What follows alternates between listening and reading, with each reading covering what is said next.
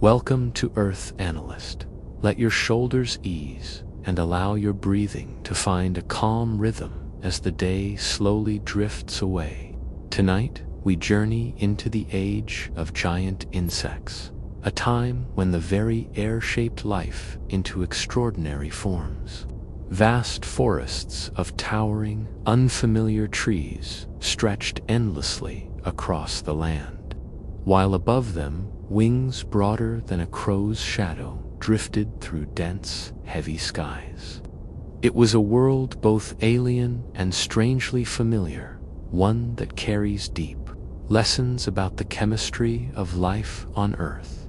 Before we wander too far into that forgotten realm, a gentle question. Where are you listening from tonight? Perhaps curled beneath warm blankets in a quiet bedroom, or with headphones on a train rolling through the dark, or maybe somewhere entirely unexpected.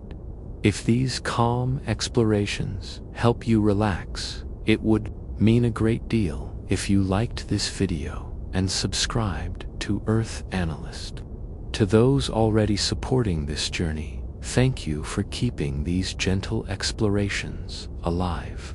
And a small, playful warning: this story might be just engaging enough to delay your sleep for a little while. But if it does, you'll drift off carrying new knowledge softly tucked into memory. So let us step quietly into deep time. When the air was thick with oxygen, the forests were ancient and strange, and the insects that ruled the skies grew into giants.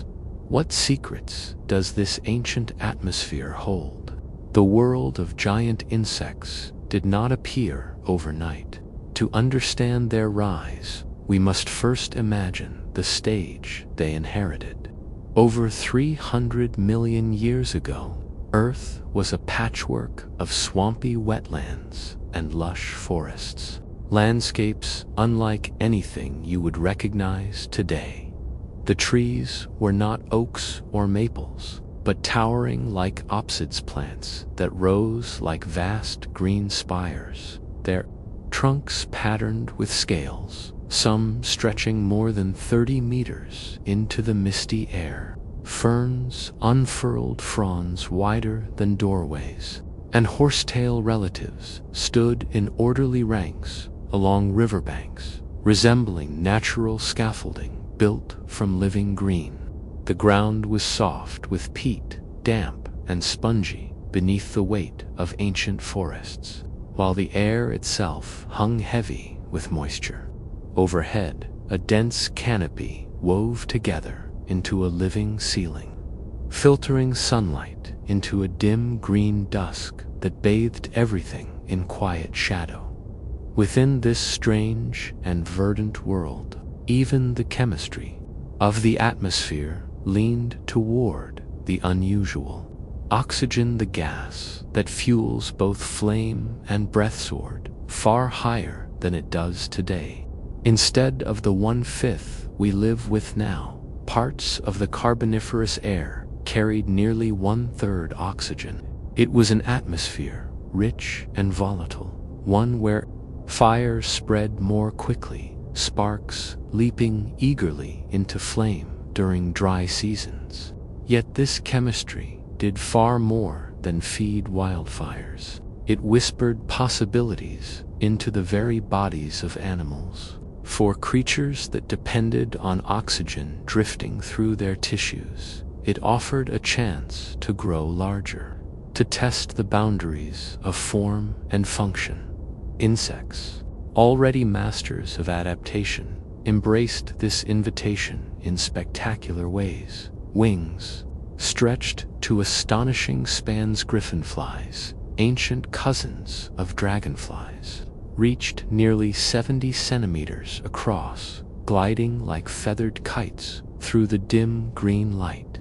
On the forest floor, millipede relatives, longer than a human stride, threaded carefully between roots and fallen fronds. These were not monsters, but scaled-up versions of the familiar ordinary forms, magnified into extraordinary dimensions by the generous air of their time. Ordinary designs swelled into extraordinary sizes because the air allowed such possibilities. Yet this story is not only about size, it is about balance. A balance between plants and atmosphere, between fire and flood, between the demands of body design and the quiet gifts of chemistry.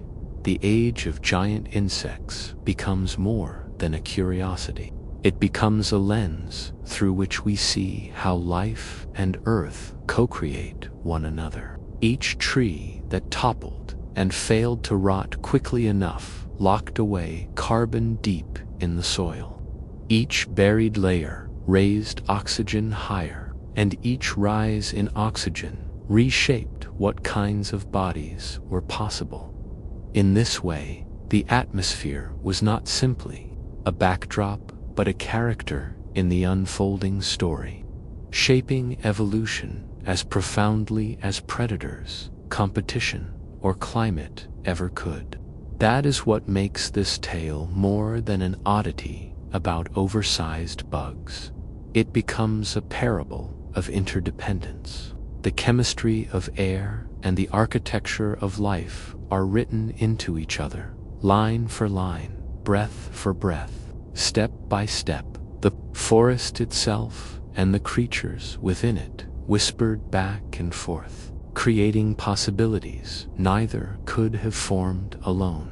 As we move gently through this ancient landscape, you will come to see how these insects breathed without lungs, why their bodies could stretch so large, and how their reign, so majestic, eventually narrowed again. But before we dwell on their decline, we pause here in their age of grandeur, when the world's breath was deep enough to carry giants aloft. And so the question lingers softly in the air. What can the rise of insects the size of birds teach us about the hidden partnership between life and the air it breathes? This is not a forest of familiar species. Instead, it is a land ruled by lycopsids, ancient scale trees that tower skyward with trunks patterned like woven fabric. Their roots do not burrow deeply into the soil, but spread wide and shallow across the swamp floor, gripping mud that is as much water as it is land.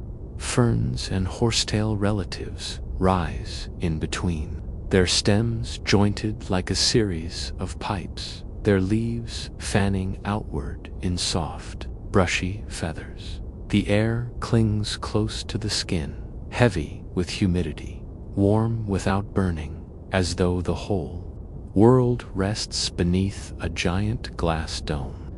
The ground beneath your feet feels springy, layered with centuries of fallen plants, each step pressing into peat that, over millions of years, will harden into the seams of coal hidden deep underground. Pools of dark water gather in every hollow, their glassy surfaces unbroken, until a ripple disturbs them, a frog-like amphibian slipping beneath, a dragonfly shadow hovering above, or simply the quiet release of a bubble rising from the swamp's depths. There is a hush here, but not silence. The air carries the subtle music of a living forest, the flick of distant wings, the soft plop of an animal settling into water, the gentle creak of plants shifting in the moist breeze. As twilight deepens, the forest reveals one of its quietest secrets. Along rotting logs and damp bark, faint glimmers begin to appear.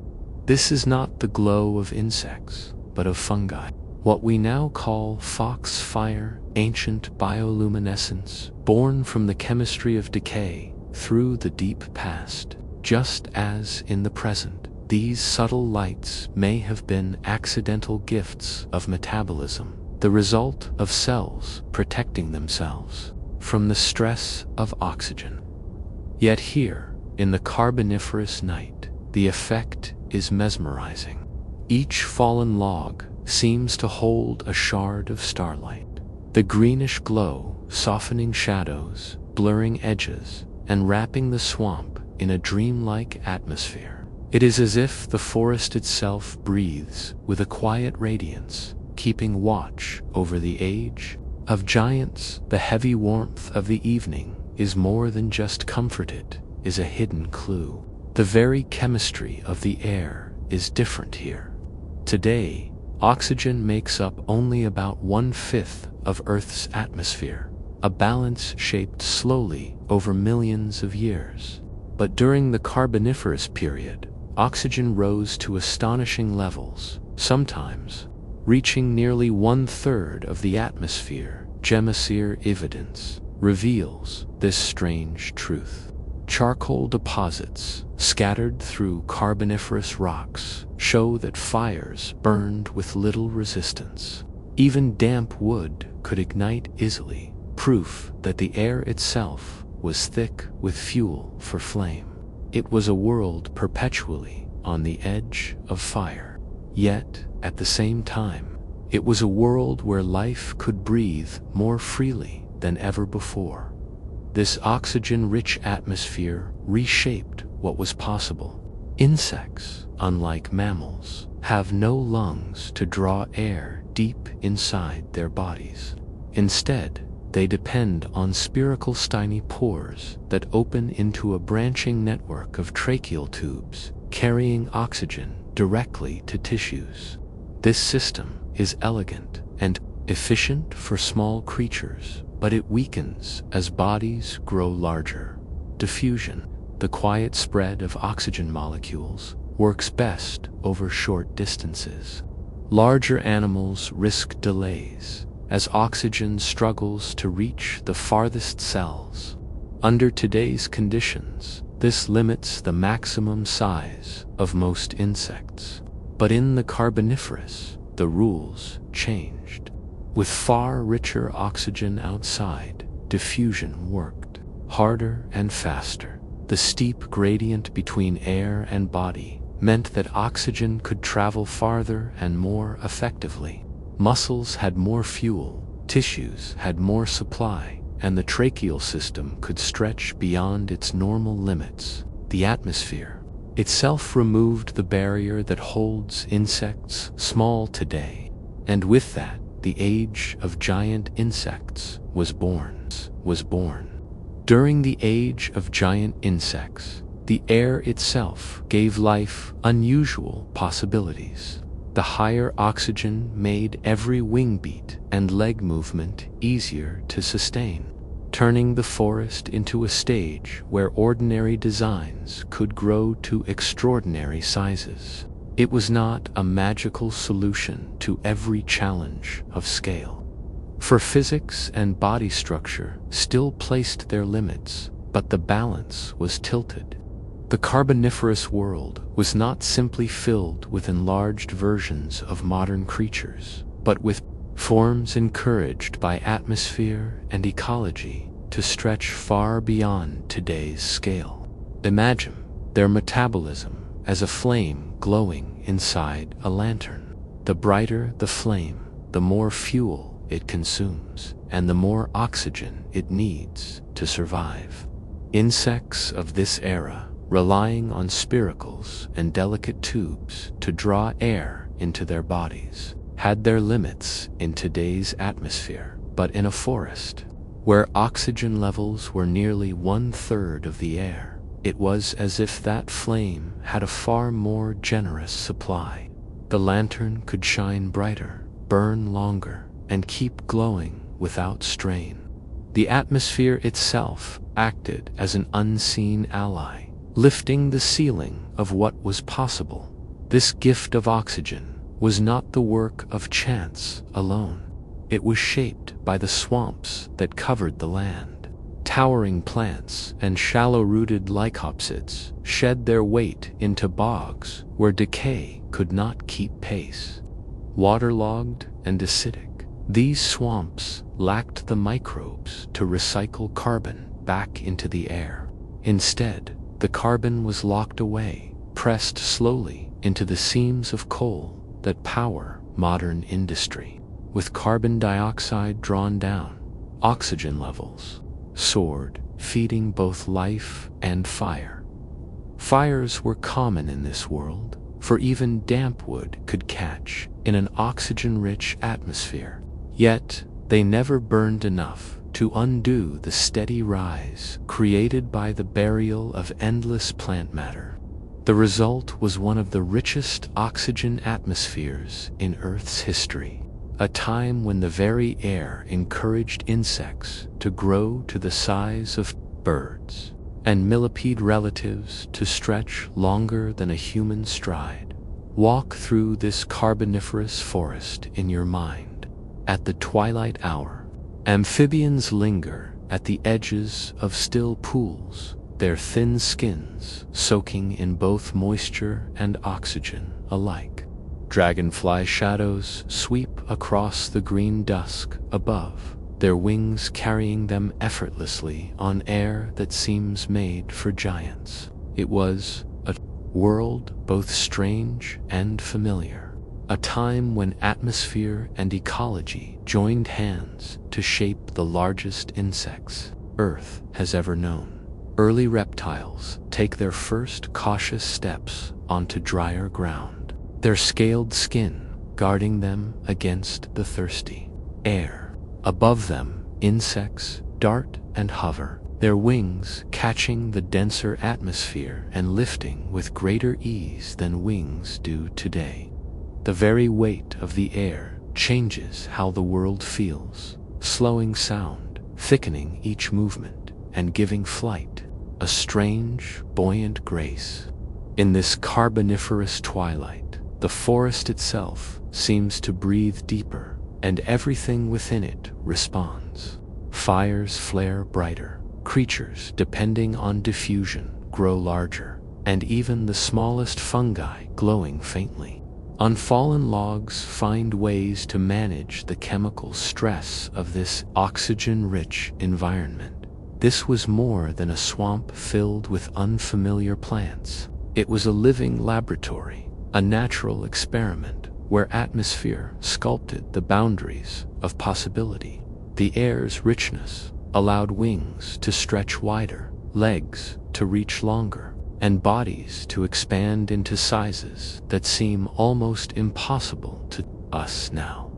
Within this hush of humidity and flickering foxfire glow, the stage was set for a world of giants. Each breath carried more than life fit carried opportunity, rewriting the rules of what insects could become. The forest might appear still and quiet, but in every corner, a new kind of future was waiting to take shape. Breathing, as humans know it, relies on lungs, drawing air in, blood carrying oxygen forward, and a steady rhythm of inhale and exhale. Insects followed a different design altogether. Their bodies were threaded with a remarkable network of tracheodelicate air-filled tubes that reached directly into their tissues. Along their flanks lay spiracles, tiny pin-sized openings, each one a doorway through which the outside world flowed inward, rather than relying on blood to carry oxygen. Insects let the air itself wander their inner passages, a system both efficient and limiting, simple, elegant, and bound to the quiet laws of diffusion. It worked beautifully for small creatures and, in the Carboniferous, for giants too. These spiracles are the doorways into the tracheal system, gateways where air quietly slips inside. Once through, it flows into wider tracheal trunks, which branch and divide again and again into ever finer passages. At their smallest, these tiny tracheoles reach astonishing closeness to the tissues they serve, sometimes within just a micron of the mitochondria, those tiny powerhouses where oxygen is burned to release energy. With such intimacy, delivery is nearly instant. Oxygen arrives precisely where it is needed, while carbon dioxide drifts out the same way, sliding back along the gradient into the waiting air outside. The entire process is powered not by forceful lungs, but by diffusion, gentle spreading of molecules from where they are abundant to where they are scarce. Like a drop of ink unfurling in still water, diffusion is graceful and quiet, but it has its limits. Over short distances, it is swift, but as the path lengthens, efficiency collapses. A molecule that crosses a tiny gap in moments may take 100 times longer when that gap grows just tenfold. This is why most insects in today's world remain small. Their breathing system was built to serve bodies where no cell is ever too far from a tracheal tube. For a tiny ant, diffusion is a faithful courier. For something the size of a crow, that courier begins to falter under the weight of distance. Yet, insects are not helpless before diffusion's slow drift. Many species have evolved subtle ways to stir the air within their own bodies. Some rhythmically pulse their abdomens, gently squeezing and releasing to push air along the tracheal highways. Others carry delicate air sacs, thin-walled expansions of their tubes that swell and collapse like quiet bellows, refreshing the inner atmosphere. Even wing beats themselves play a part. Each flex of the thorax sends small pulses rippling through the system, drawing oxygen deeper into tissues and feeding the hunger of flight muscles. This layering of strategies, diffusion for the smallest spaces, rhythmic pumping for the larger ones, allowed insects of the Carboniferous to stretch their bodies far beyond today's limits. With the atmosphere on their side, even such a delicate breathing design could sustain giants. Despite these clever adaptations, a deeper challenge lingers, a challenge written into the mathematics of size itself. It is the balance between surface area and volume. As an insect grows larger, its volume, the sheer amount of tissue in need of oxygen, is as far faster than its surface area, the capacity through which oxygen can enter. A creature twice as wide does not simply double its needs. Its tissues may demand 8 times the oxygen, while its surface only offers 4 times the supply. The result is a quiet crisis of scale. It is like a city whose population multiplies without adding new roads. Traffic clogs, demand overwhelms supply, and the system begins to falter. For insects, this means that larger bodies must devote more and more of their internal space to trachea, sacrificing room that might otherwise serve muscle, gut, or reproductive organs. The scaling law whispers a stern reminder: there are natural limits to how large a diffusion-based system can grow. Yet here is where the Carboniferous atmosphere bent the rules. With oxygen outside richer than today, the gradient pushing oxygen inward was far steeper. The same tracheal hallways suddenly carried heavier flows with less resistance, like rivers running faster after a flood. The bottleneck of distance eased, and the balance tilted in favor of size. Where modern insects would suffocate at greater scale, their ancient relatives found breathing made easier. It was as though the library of tubes had its corridors widened, its shelves stocked more generously, its pathways carrying oxygen deeper into the body than ever before.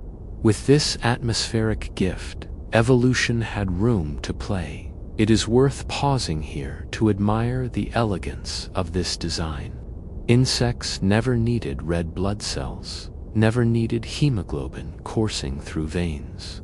Instead, they built their survival upon architectural lattice of tubes, threading every tissue with direct access to air.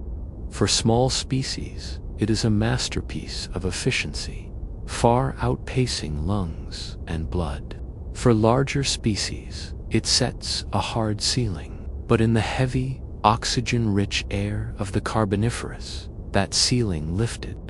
Creatures like the griffinfly's giant dragonfly relatives, whose wings spanned over 1/2 meter, soared easily above the swamps. In today's atmosphere, they could never take flight. But in that ancient world, the air itself carried them, their trachea. The tiny tubes that insects use to breathe would normally have struggled to deliver enough oxygen to fuel long wings. Yet during the Carboniferous period, the air itself was different.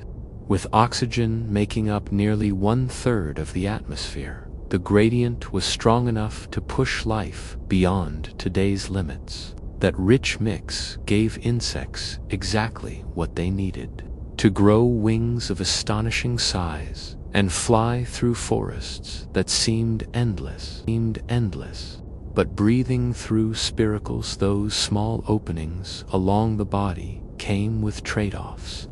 Every spiracle was a potential leak, a place where precious water could escape into the air. In hot or dry conditions, this evaporation could turn deadly. To survive, many insects learned to shut their spiracles tightly, sometimes for minutes at a time, opening them only when absolutely necessary. Life became a balance between holding breath and releasing it. Some species developed a breathing rhythm known as discontinuous gas exchange. In this strange but effective pattern, spiracles remained closed for long stretches, then opened in sudden bursts. In those moments, carbon dioxide rushed out and oxygen flowed in.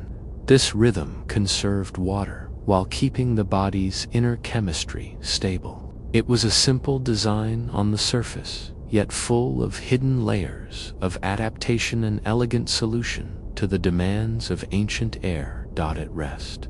Insects often relied entirely on diffusion.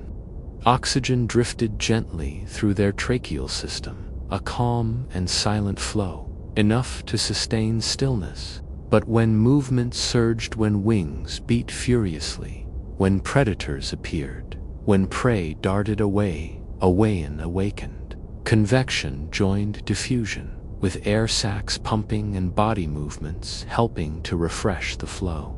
Breathing became rhythmic, strong, and urgent, like a 2-speed system designed for survival.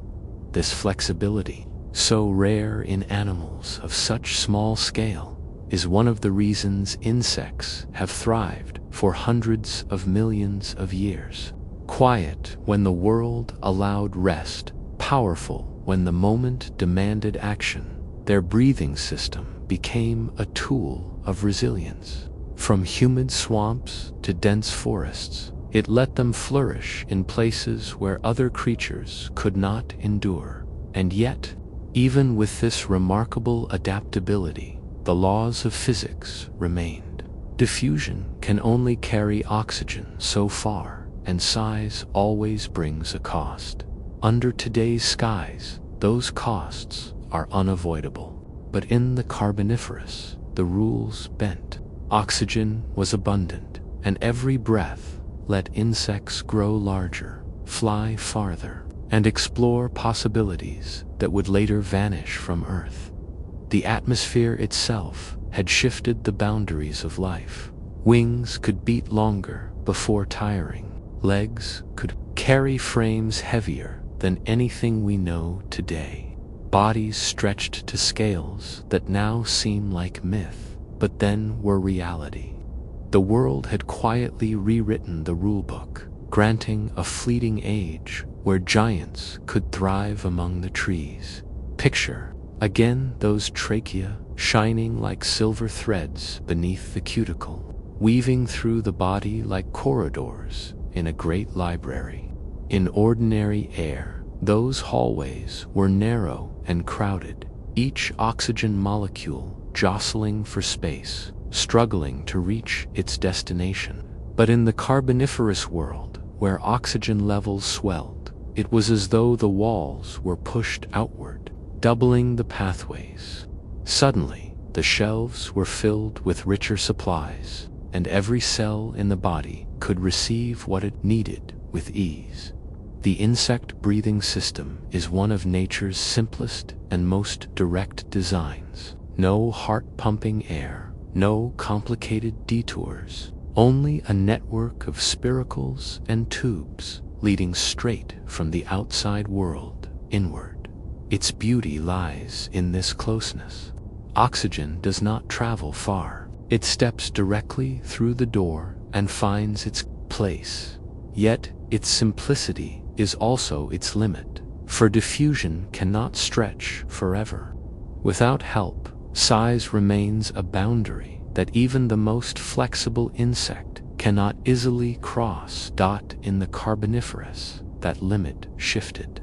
The atmosphere itself offered a gift, providing so much oxygen that the natural walls were pushed wider and diffusion carried farther. With this boost, insects could dream of sizes that today seem impossible. Six-legged creatures with enormous wings rose into the forest air, their bodies supported not by magic, but by the quiet generosity of physics. It was the mathematics of air and body, played out in silent corridors, widened by a richer atmosphere. The idea of giant insects is not fantasy. It is written in stone, in the chemistry of rocks, in the patterns of ancient fires, and in the fossils that remain. To understand their growth, we return again to oxygen, the quiet gas that makes both life and flame possible. Today, our air contains about 21% oxygen, but during the Carboniferous, more than 300 million years ago, that number sometimes climbed near 35%. To the human ear, it sounds like a small change. Yet, in the delicate scales of biology, it was transformative. Scientists cannot uncork ancient bottles of air, so they piece the story together through indirect evidence. One clue lies in charcoal deposits left behind by ancient wildfires. Fire needs oxygen to burn, and in the Carboniferous, flames raged fiercely, leaving behind thick seams of charcoal buried in the earth. Those blackened traces whisper of a time when the air itself was heavy with fuel, when every spark had the power to consume forests. And in that fiery world, insects with bodies larger than birds spread their wings and thrived. Fire is one of oxygen's most revealing companions. The record of ancient wildfires, preserved in stone, leaves behind unmistakable layers of carbonized plant matter. In the rocks of the Carboniferous, charcoal is abundant, far more than in most other periods of Earth's history. Laboratory experiments help decode what this means. To sustain wildfire, oxygen must reach at least 17%. When levels climb into the 30s, even damp vegetation can ignite. The constant presence of charcoal in Carboniferous sediments tells us oxygen was not just elevated in passing, it remained high for millions of years. Other clues lie in the chemistry of ancient soils and sediments. Ratios of carbon and sulfur isotopes preserve the story of how much organic matter was buried without decaying, and how that burial shifted the atmosphere's balance.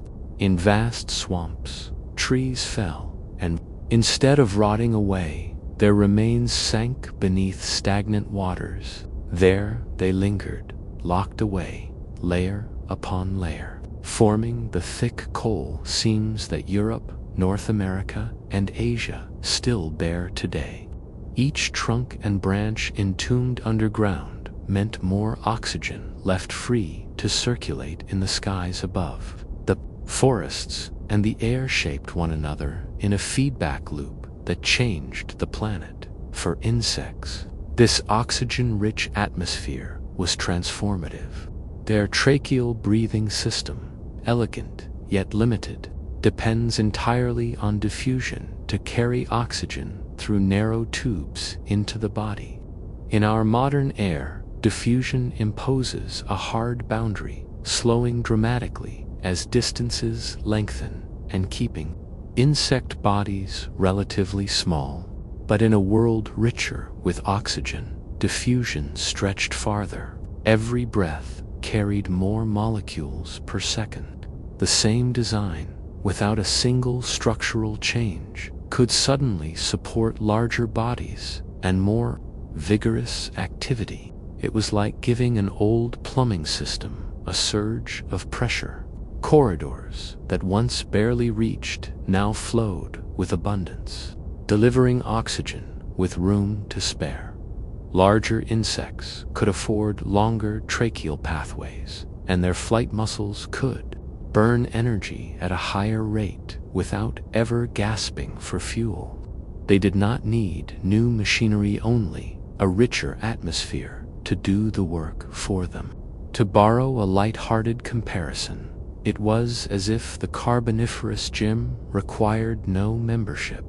The air itself carried the load. The results were nothing short of spectacular.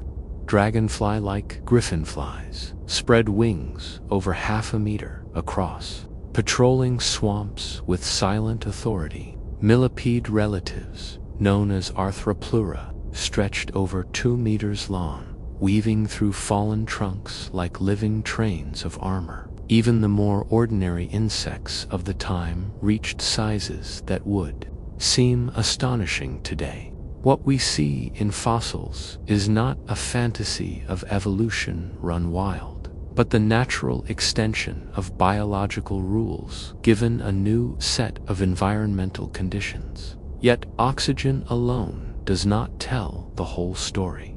Other factors nudged body size upward as, well, climate played its part. The Carboniferous world was warm, humid, and remarkably stable, providing abundant plant matter and steady food webs. Abundance matters. A larger body is only an advantage if there is enough energy to fuel it. With forests covering vast regions, the buffet was generous. Predator-prey relationships also influenced outcomes. Insects of the time faced fewer aerial, vertebrate predators, as birds and bats would not evolve for hundreds of millions of years. Without these specialized hunters, large flyers enjoyed more ecological space to thrive. On the ground, amphibians and early reptiles applied some pressure, but the balance of threats differed from later ages. Life history traits added further influence. Some insects may have grown large through slower growth cycles or longer lifespans, strategies supported by stable environments.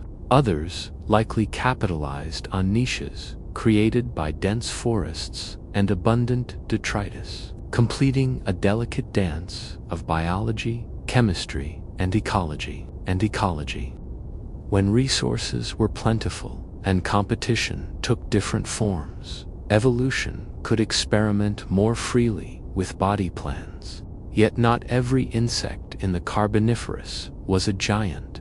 The forest still teemed with small beetle-like creatures, delicate flies, and species only a few millimeters long. Just as today, size diversity was vast, giants occupied certain ecological roles, while smaller species thrived in others. Oxygen opened the door to larger bodies, but ecological dynamics decided who stepped through it. Modern experiments support this link. Insects raised in oxygen-rich atmospheres often grow larger, while those in low-oxygen environments remain smaller. These studies cannot replicate every detail of deep time, but they suggest that atmospheric chemistry strongly influences the boundaries of body size. Yet the reign of giants was not permanent.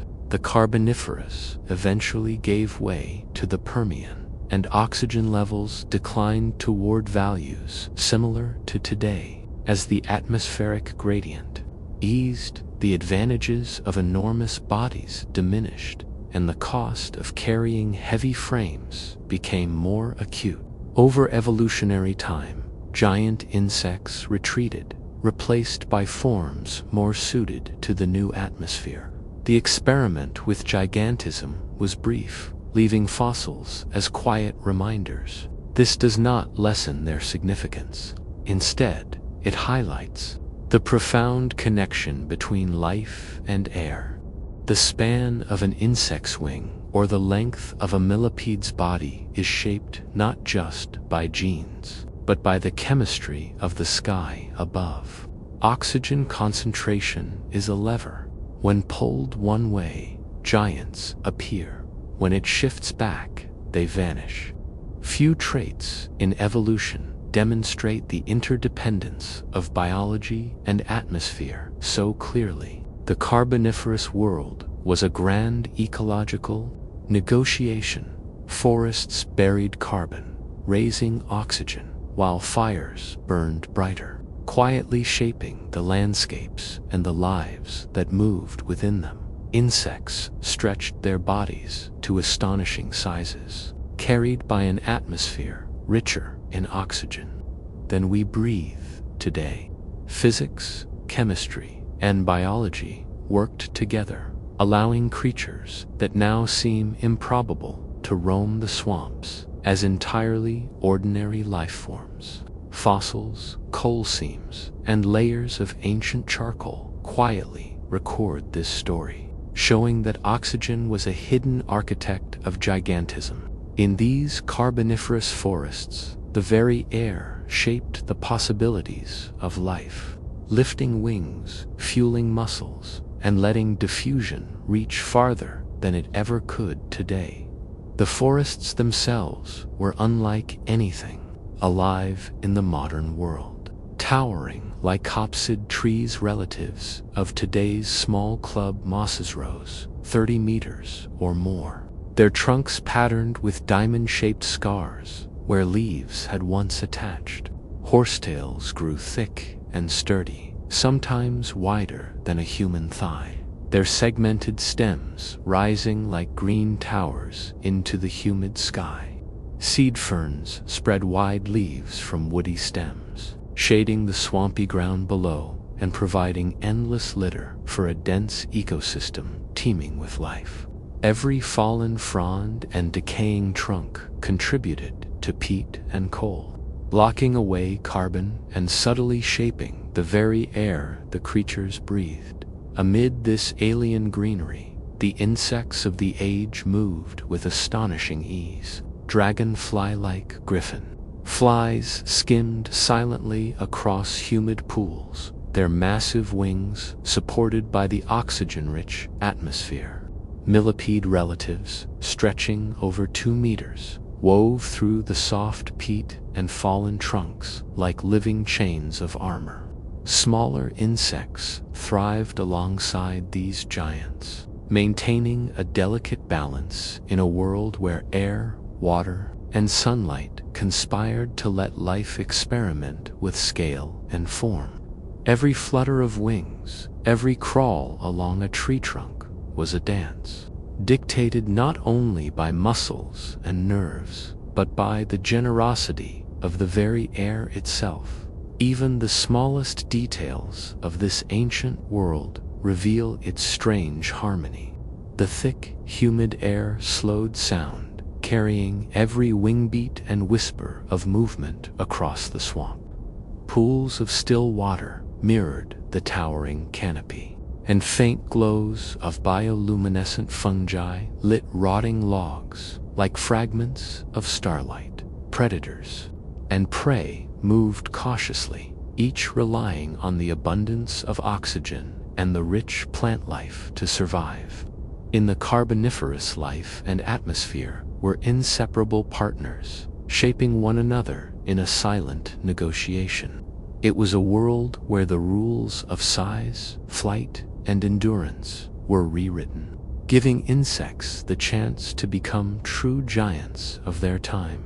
These three groups, Lycopsids, horsetails, and seed ferns, built the architecture of the Carboniferous world, crafting a landscape that was lush, damp, and profoundly strange. Life moved at a slow, measured rhythm, attuned to the warm, humid climate and endless rainfall that fed vast swamps. Floodplains spread like soggy carpets across the land, shifting with every downpour and guiding water wherever trees fell or streams changed course. The ground beneath was soft and springy, made up not of firm soil, but thick mats of peat plant material accumulating faster than it could decay. Fronds, branches, and entire trunks fell season after season, layering the swamp floor in a dense tapestry of life, unlike the quick decay of leaves in a modern forest. Much of this plant matter lingered for centuries, waterlogged and half decomposed. Over time, these layers compressed into the deep peat beds that would eventually transform into the coal seams powering industries hundreds of millions of years later. The interplay of wet and dry phases was essential. During rainy periods, swamps expanded, spreading fresh layers of peat. When drier intervals arrived, the rich oxygen levels made fires common, leaving behind thin sheets of charcoal. These alternating cycles wrote a natural record: peat ash, peat againcaporge, not only plant growth, but also the chemistry of the atmosphere, the balance of life, and the slow work of Earth itself. Part of the reason so much carbon remained locked away lies in the microbial world, or, more accurately, the lack of certain decomposers. Fungi capable of breaking down lignin, the tough compound that stiffens wood, had not yet fully evolved.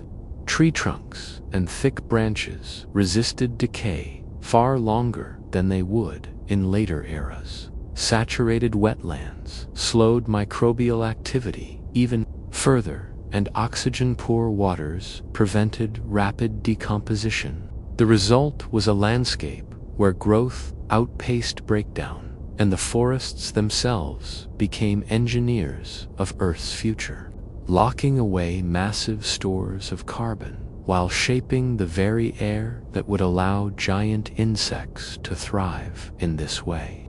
The Carboniferous swamps were more than a home for life. They were a living laboratory. Each fallen frond, each half-decayed log, and each layer of peat recorded the hidden partnership between plants, microbes, water, and atmosphere. The slow, humid rhythm of the forest created a stage where insects could grow to unimaginable sizes. Wings beating in the rich, oxygen-laden air, and millipede-like arthropods could stretch their armored bodies across the soggy ground. Life and air worked together, quietly sculpting a world that seems alien today, yet was once entirely ordinary for the giants that walked her floof through it. Plants captured carbon dioxide from the air and built immense forests, towering over swamps and river margins. When these forests died, much of their biomass did not decay, instead becoming locked away in peat that would later form coal. As carbon dioxide fell from the atmosphere, oxygen rose, reshaping the very air that insects and other creatures breathed.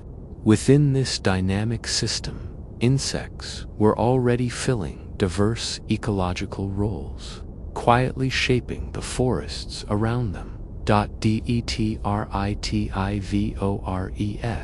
were everywhere, feeding on fallen plant matter and fungi. Millipede-like arthropods grazed across decaying litter, breaking it into smaller pieces that microbes could eventually process.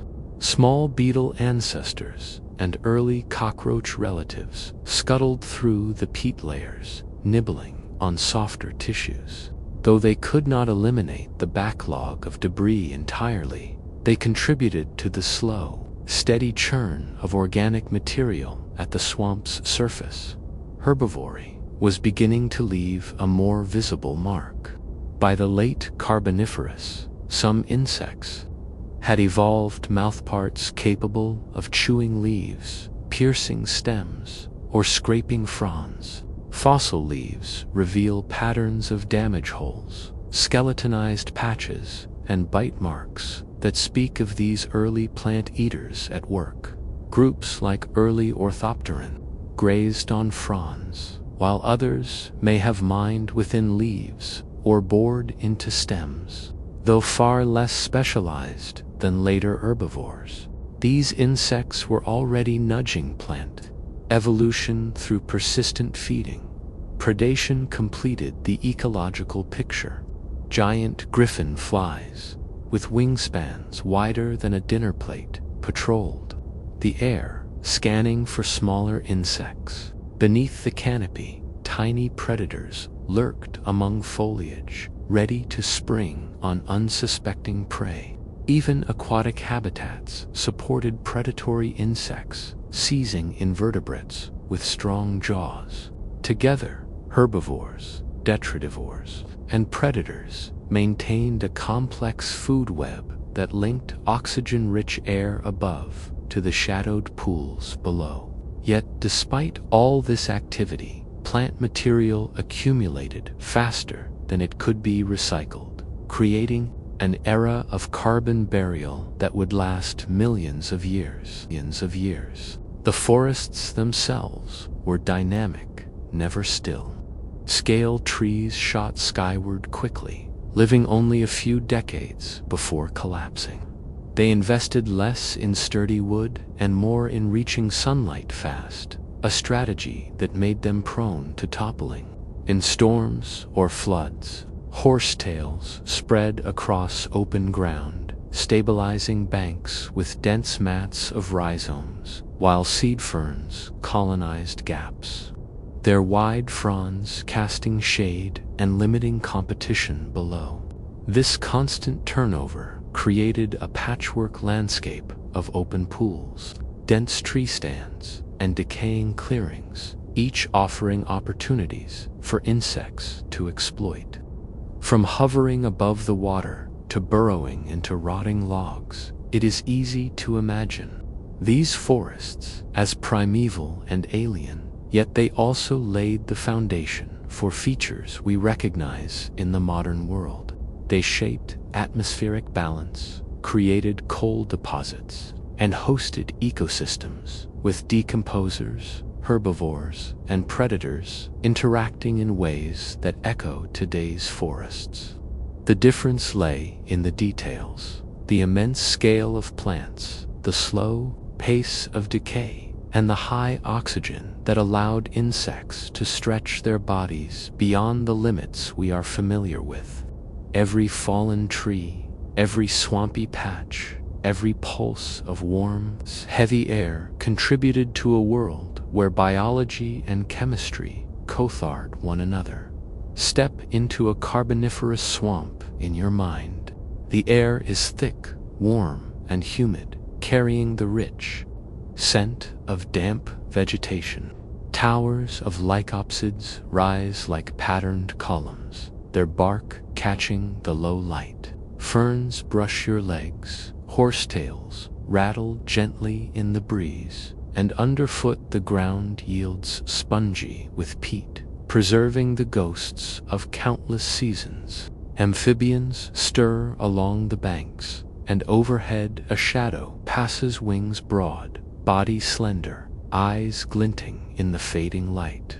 Somewhere nearby, fungi glow faintly along a fallen trunk, a soft green shimmer against the dark, adding a dreamlike glow to the scene, shaping one another in ways that ripple through deep time. The coal forests were not just ecosystems, they were machines rewriting the planet. Their rhythms of growth, decay, and burial set the stage for the age of giant insects, fueled by oxygen levels higher than almost any other time in Earth's history. Beyond fostering gigantism in insects, these forests left a legacy still with us today, a reminder that life, air, and earth evolve together, shaping worlds both visible and invisible. The coal seams that would one day fuel human industry, the record of oxygen etched in ancient rock, all whisper of a time when life and atmosphere were deeply entwined. In the Carboniferous twilight, amid towering lycopsids and the soft, eerie glow of fungi along fallen trunks, the forest seemed alive with slow, deliberate motion. Every fallen branch and every waterlogged clearing hinted at processes unfolding over millions of years, building the future even as the present thrummed with life. Among these living giants of the swamp, the griffin flies, led by the genus Meganeura, ruled the skies with astonishing grace. Wingspans approaching 70 centimeters made them among the largest insects ever to fly, their long, slender bodies cutting through the dense, humid air like living kites, and their enormous compound eyes capturing the dim shimmer of the swamp below, too. Imagine a griffin fly is to appreciate an insect perfected by both evolution and environment. 4 delicate wings, veined like stained glass, carried membranes that were both strong and flexible. The lattice of veins resisted tearing while allowing the subtle twists and turns needed for precise maneuvers. By moving their wings in slightly, offset phases, griffin flies could hover, glide, and dart with a mastery that seems almost modern. Their thorax, the engine of the insect body, housed powerful muscles that flexed the chest itself, setting wings into rapid, efficient strokes without direct effort. Each movement was a dance of physics and biology, fine-tuned over millions of years. The Carboniferous atmosphere was the silent partner in this performance. Thick, oxygen-rich air provided more lift with every stroke, and the dense medium supported bodies far larger than modern insects could sustain. Where today's dragonflies skim through a thinner sky, Meganeura thrived in conditions that matched their enormous design. Every wing beat, every darting chase across the swamp was aided by a world built not only of plants and water, but of chemistry itself, an invisible scaffold that let these extraordinary creatures exist, glide, and hunt with effortless elegance. Every wing beat of a griffin fly was guided by physics, as if the dense, oxygen-rich air itself had decided to lend a hand. In flight, Meganeura was a patient and deliberate hunter. Its enormous compound eyes, made up of thousands of tiny facets, provided an almost panoramic view, perfect for detecting the slightest movement in dim twilight or among the dense swamp foliage. A small insect rising from the waterlogged peat or a juvenile amphibian stirring near a pool could be spotted with ease. With legs outstretched, spined, and angled forward, the griffin fly formed an aerial basket, capturing prey mid-air with uncanny precision. Efficient Mendic was defined by quiet efficiency rather than frantic pursuit. In the still air of an evening swamp, the flutter of its wings may have been the only warning that something large and watchful was nearby. Imagine sitting beside a dark, glassy pool and seeing a shadow the size of a raven glide smoothly across the surface, only to vanish again into the green dusk. The forest held its breath as these giant insects patrolled the skies, masters of their aerial domain. Fossils tell the story of these remarkable creatures, even though no living insect matches their scale. Wings are often preserved as delicate impressions in fine sediments, their vein patterns etched into stone like natural artwork. From these fossils, scientists can reconstruct wingspans and body proportions. The largest Meganeura specimens show wings more than 30 centimeters long each, with long, narrow abdomens, robust thoraxes, and heads dominated by bulging eyes. By comparing these fossils with modern dragonflies, entomologists infer behavior and hunting style. Imagining a scaled-up predator moving through Carboniferous skies with grace and deadly efficiency, perfectly suited to an atmosphere and forest that encouraged gigantism. The intricate arrangement of Meganeura's wing veins reveals much about its flight. These were not fragile insects tossed by the wind, but strong, versatile flyers capable of precise maneuvers. Every wing stroke was supported by a dense, oxygen-rich atmosphere that amplified lift, allowing their large frames to glide gracefully over swamps.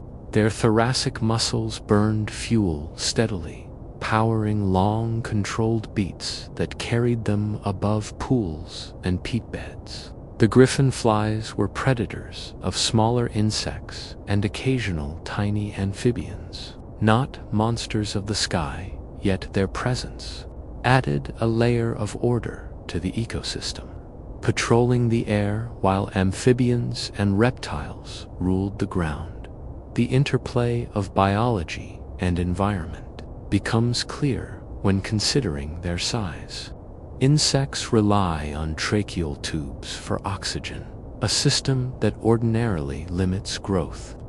In the Carboniferous, oxygen levels were high enough to shift those limits, allowing Meganeura to sustain its massive wings and body. Experiments and fossil reconstructions suggest these griffin flies were capable of active, controlled flight rather than short bursts. Their robust thoraxes and well-structured wings show adaptation to the denser air, making them efficient hunters and graceful navigators of the swamp canopy. Observing them in the imagination, one sees not menace, but the elegance of a creature perfectly tuned to its environment. Yet the giant insects of the Carboniferous were a fleeting phenomenon.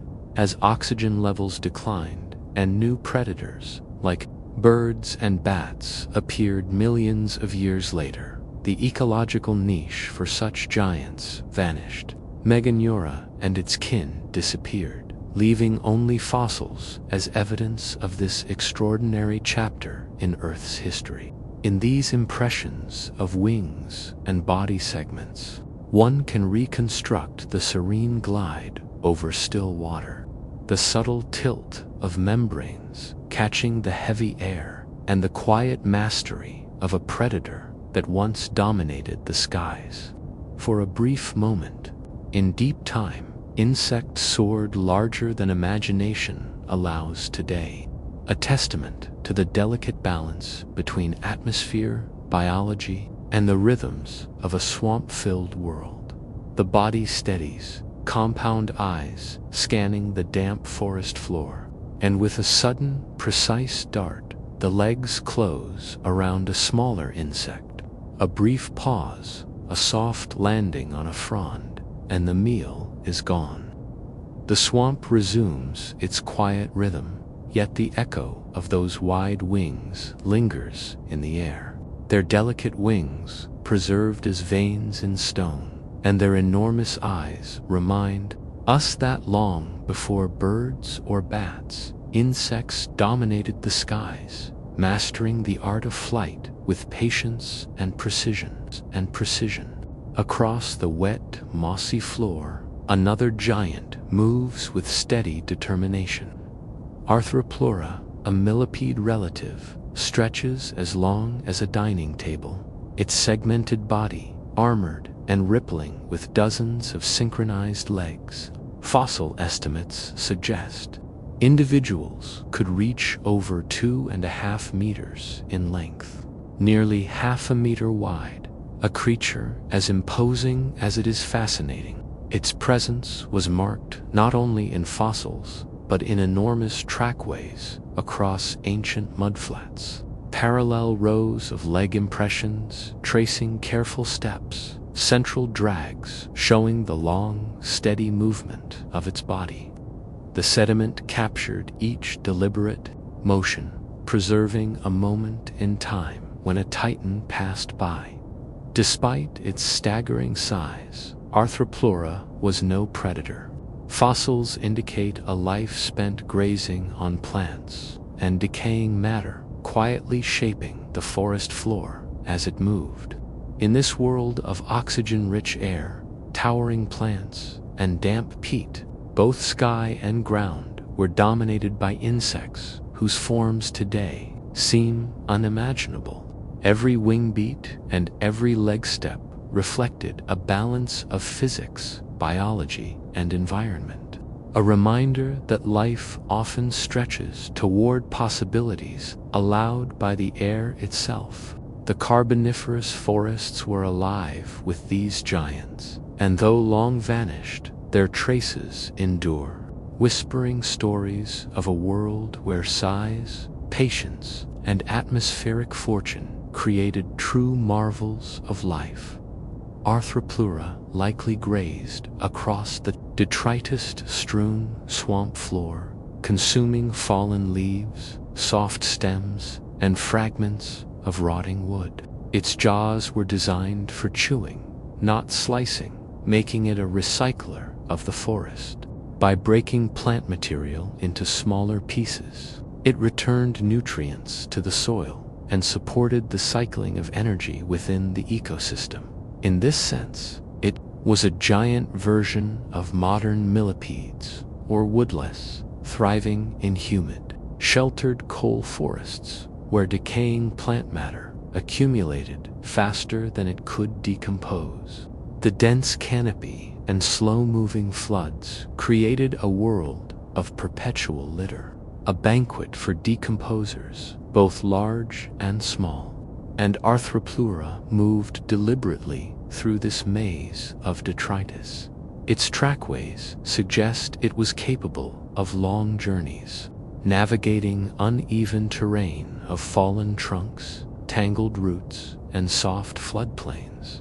But gigantism came with burdens. An exoskeleton provides protection and structure, yet, as an arthropod grows, armor becomes heavier and demands more strength too. Support. Arthropleura distributed its weight carefully across dozens of legs, each one lifting only a fraction of its bulk. Its segmented plates gave flexibility while reinforcing the body, and during molting the periodic shedding of its exoskeleton vulnerability increased. A creature over 2 meters long faced a slow, cautious process, wriggling free of old armor, while soft, unprotected, and exposed until the new shell hardened. Movement itself reflected the constraints of size. Arthropleura did not scuttle with frantic speed, but shifted its legs in rolling waves, each segment lifting and setting down in sequence. The result was a steady, deliberate pace, measured and ponderous, a gentle rhythm across the swamp floor. Even in motion, the body obeyed the physics of scale. reminding us that in the Carboniferous, gigantism was a careful balance of opportunity and limitation. Life here moved slowly, methodically, in harmony with the rich, oxygen-laden air that allowed these ancient titans to exist. This gait, preserved in trackways, suggests an animal that relied on mass and persistence rather than agility. It was large enough to brush aside smaller obstacles and stable enough to cross uneven ground without toppling. Yet even so, it would have had to negotiate carefully around the towering roots and fallen trunks of the forest. Imagine one such crossing in detail. A leopsid has fallen across the forest floor, its trunk thick as a modern telephone pole and slick with moss. Arthropleura approaches, antenna probing ahead. It lifts the front half of its body, arches over the obstacle, and plants its foremost legs on the opposite side. The rest of the body follows in a measured wave, each segment rising and settling in turn. Dozens of legs grip the surface, distributing weight evenly until the great creature is safely across. For a moment, it seems to pause, antennae moving slowly, as though tasting the humid air, before continuing on its quiet journey through the undergrowth. In its own time, Arthropleura was not an oddity, but a natural extension of the environment. Elevated oxygen made such size possible, while abundant plant matter provided endless fuel. The scarcity of large land predators allowed it to move with relative security. Yet, like Mechanora, it was ultimately a product of conditions that would not last. As oxygen levels dropped and new vertebrate predators diversified, the advantages of gigantism diminished. The lineage eventually disappeared, leaving only its footprints and occasional body fragments in stone. Still, the traces speak volumes. They tell us that once, long before mammals or dinosaurs, the forest floors patrolled by creatures that defy modern expectations of what an aeropod could be. They show that size, though constrained by physics and biology, can be stretched when the environment offers the right combination of support and opportunity. And they remind us that ecosystems are not just built by predators or towering trees, but also by the quiet recyclers that keep energy moving through the system. To picture Arthropleura today is to imagine an encounter both awe-inspiring and oddly peaceful. A creature vast by insect and millipede standards, yet harmless, trundling through the swamp with patient strides. It leaves behind a trail of orderly footprints, as if writing its presence into the mud for future eyes to discover. The forest closes behind it, shadows fold over its track, and it vanishes once more into the rhythm of the Carboniferous. To imagine life as a giant insect or aeropod is to imagine life inside a suit of armor, an exoskeleton that both enables and constrains everything the creature does. Unlike vertebrates, which grow around an internal scaffold of bone, arthropods carry their skeleton on the outside, a hardened shield that doubles as both protection and support. It is a remarkable system built from chitin proteins and sometimes reinforced with minerals, all layered into a composite, material strong enough to ward off attacks, yet flexible enough to bend at the joints. It is as though nature perfected a lightweight chainmail, one that grows around its wearer and locks them safely inside. At the microscopic level, this armor is more than just a shell. The exoskeleton is made up of layers called the cuticle, each with a different role. The outer epicuticle is waxy and waterproof, keeping moisture sealed inside. A crucial defense in an environment where dehydration could be fatal. Beneath that lies the excuticle, the hardened portion that provides rigidity and strength. At the base is the endocuticle, which retains more flexibility, giving joints and softer segments their bend. Together, these layers act like the different plies of a high-tech composite, balancing toughness, resilience, and function. This design works beautifully for small creatures, but as scale increases, the physics of the situation shifts. And as an aeropod grows larger, the weight of its armor increases faster than the area available to support it. What was once like protection becomes a heavy burden. For a creature like Arthropleura, spanning over 2 meters, the cost of carrying its armor would have been immense. Each step meant moving not just muscle and tissue, but a layered shell that could easily weigh as much as the soft body inside. The challenge of scaling is made clearer by considering surface area versus volume. Volume increases with the cube of length, while surface area only increases with the square. That means as an arthropod gets larger, its body mass grows faster than the surface area of its exoskeleton. It is a cycle of diminishing returns, where growth demands heavier armor, and heavier armor demands more muscle power to move. But muscle power is limited by oxygen delivery and biomechanical constraints. It is a wonder, really, that some managed to push these limits as far as they did. To grow larger, an aeropod must shed the old shell entirely and replace it with a new one. The process begins with enzymes that separate the body from its rigid case, dissolving parts of the old cuticle. The animal then swells with air or water, splitting its shell along predetermined seams. With laborious effort, it wriggles free, pulling dozens or even hundreds of legs from their tight sockets. At this stage, the aeropod is at its most vulnerable. Its new exoskeleton is soft and pale, unable to provide protection or support. The animal often hides, remaining still until the new cuticle hardens and darkens. For something the size of Arthropleura, this was no small risk.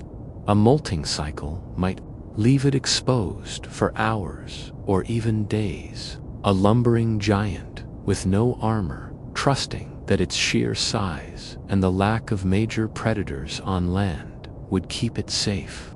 Smaller insects might molt hidden under bark or soil. But a creature over 2 meters long had fewer options. It simply had to endure. Molting also comes in steps, not gradual increments. Growth is episodic, happening in sudden leaps. An insect does not gain a little size each day. It remains the same until its next mole, and then quite suddenly it emerges larger. This rhythm of life means each molt is both a rebirth and a gamble. A successful mole leads to a stronger, more capable creature, but a failed mole, where the insect cannot fully shed its old shell, can mean death. It is as if every upgrade to the armor came with a chance of catastrophic malfunction. The trade-offs of an exoskeleton extend beyond growth. Armor provides protection against physical damage and predation, but it comes at the cost of mobility. A heavily armored beetle cannot dart as swiftly as a nimble fly. A thick-shelled crab is not built for speed on land. Every aeropod balances this equation differently depending on its niche. For carboniferous giants, the choice leaned toward protection and stability. A bulky shell, limited agility, but in a world with few threats on land, stability and resilience were more valuable than rapid movement. Think of it like wearing a suit of medieval plate armor made of living tissue. It is undeniably protective, but running a sprint or leaping hurdles becomes almost impossible. And unlike a knight who can set aside the armor at day's end, an arrow lives inside its armor continuously. The suit is its skin, its skeleton, and its shield, Aelin 1. And every so often that suit must be abandoned and rebuilt piece by piece at great personal risk. There is elegance in this design despite the hazards. Chitin, the building block of exoskeletons, is one of nature's most versatile molecules. It is lightweight, yet strong, and in combination with proteins and sometimes calcium carbonate, it can form materials ranging from the hardness of a beetle shell to the translucence of a butterfly's wing. Modern engineers study chitin for inspiration in designing composites, marveling that such a simple sugar-based polymer can be spun into so many forms. In the Carboniferous, this material allowed arthropods to experiment with size, pushing their biology to the limits of physics and atmosphere. The existence of giant arthropods shows that, under the right conditions, even the burdens of an exoskeleton can be overcome. Elevated oxygen levels reduced metabolic constraints. Plentiful food supported larger bodies, and a relatively predator-like environment gave room for experimentation. For a time, the armor of giants did not hold them back, but allowed them to dominate.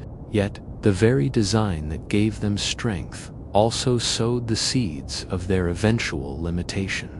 When conditions changed, the demands of molting, scaling, and armor became insurmountable.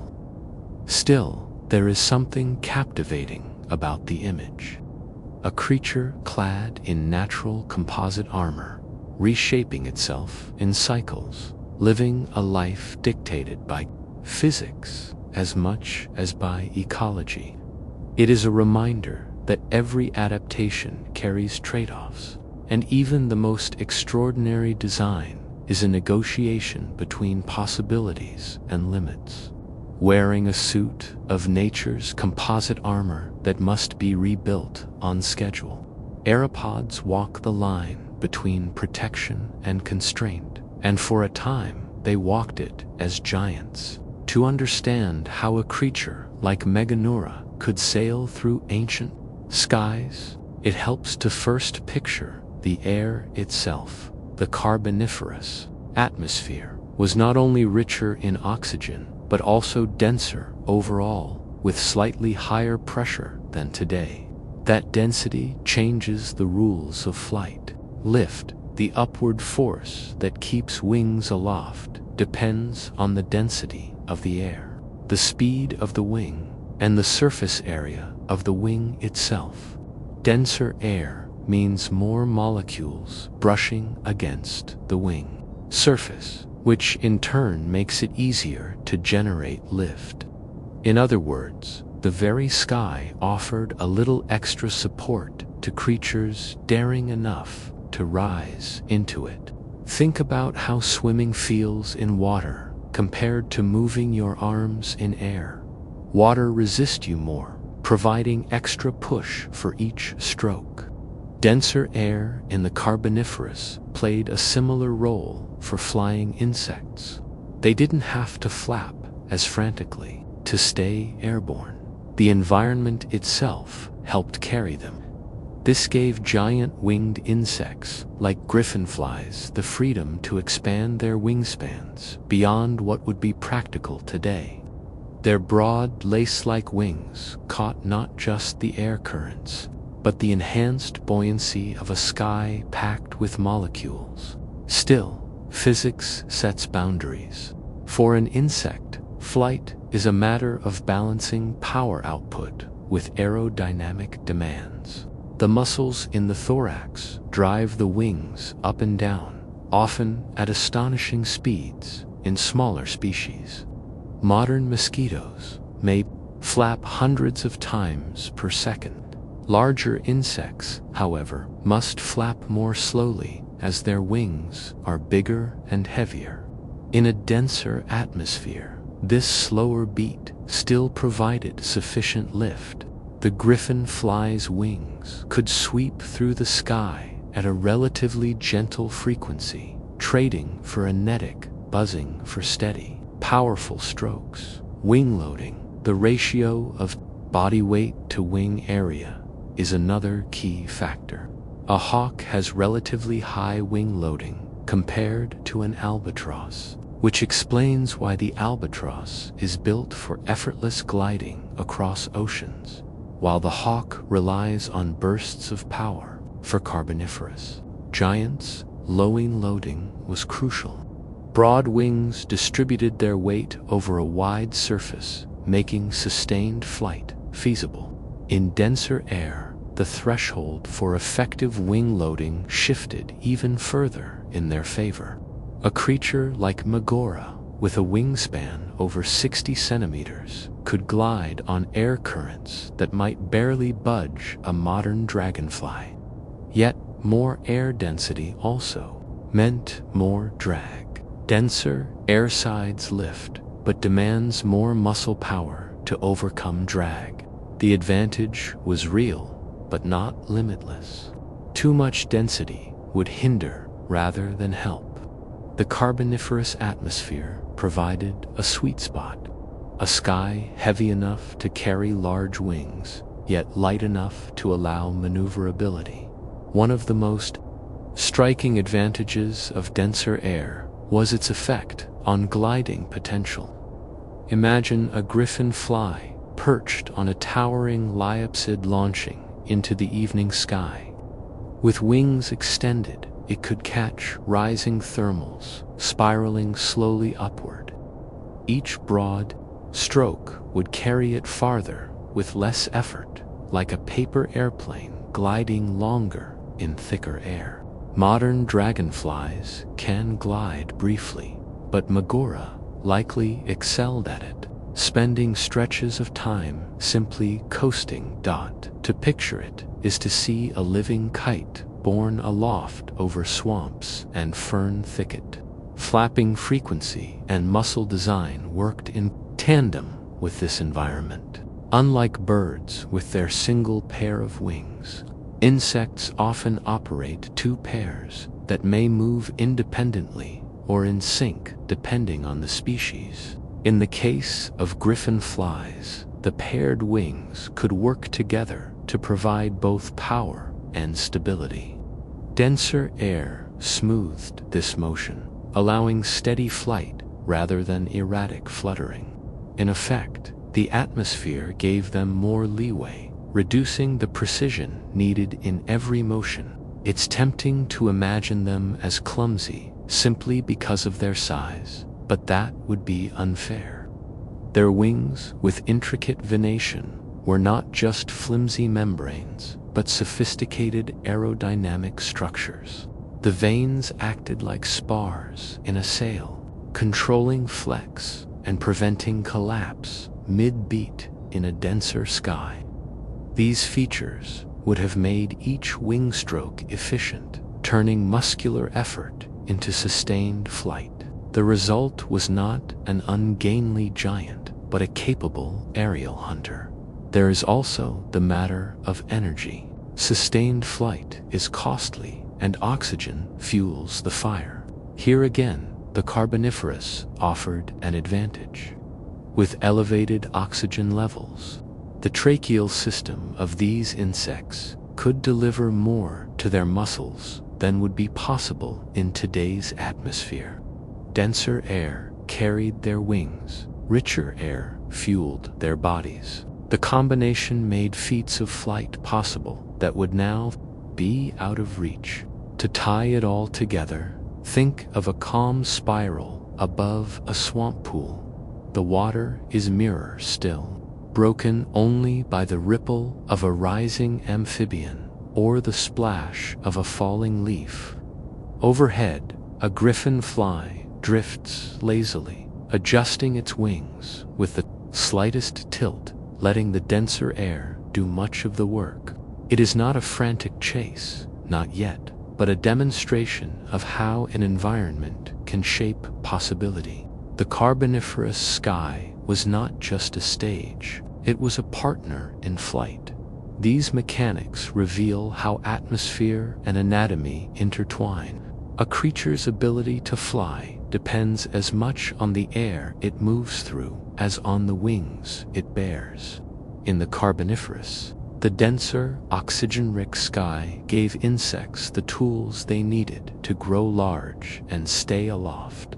Lift was easier to find, glides were longer, and every wing beat counted for more. In that heavy air, giants soared, their size made possible by the very breath of their world. The Carboniferous swamp was more than just a backdrop of towering lopsids and damp peat. It was a living web of connections. Every pool, every patch of moss, and every fallen log hid a tangle of lives linked together by who ate what and who avoided being eaten. These wetlands were not silent, though their sounds would have been different from modern forests.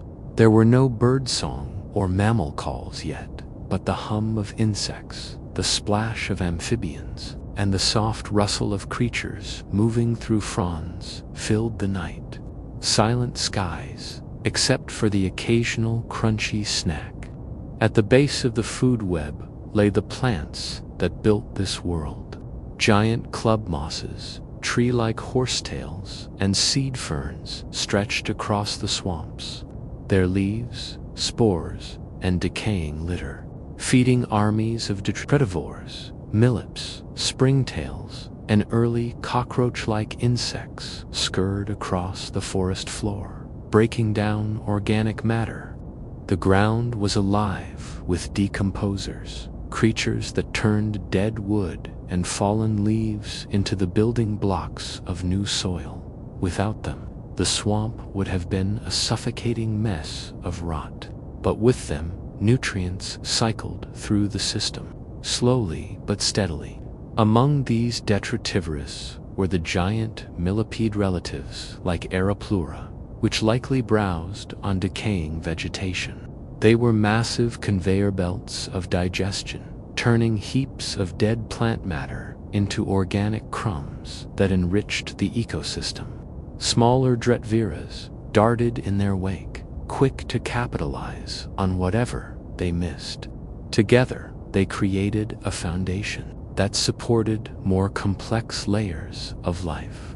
Above the decomposers came the herbivores, insects with chewing mouthparts grazed on ferns and liopsid leaves. Early relatives of grasshoppers, along with primitive beetles, explored stems and fronds.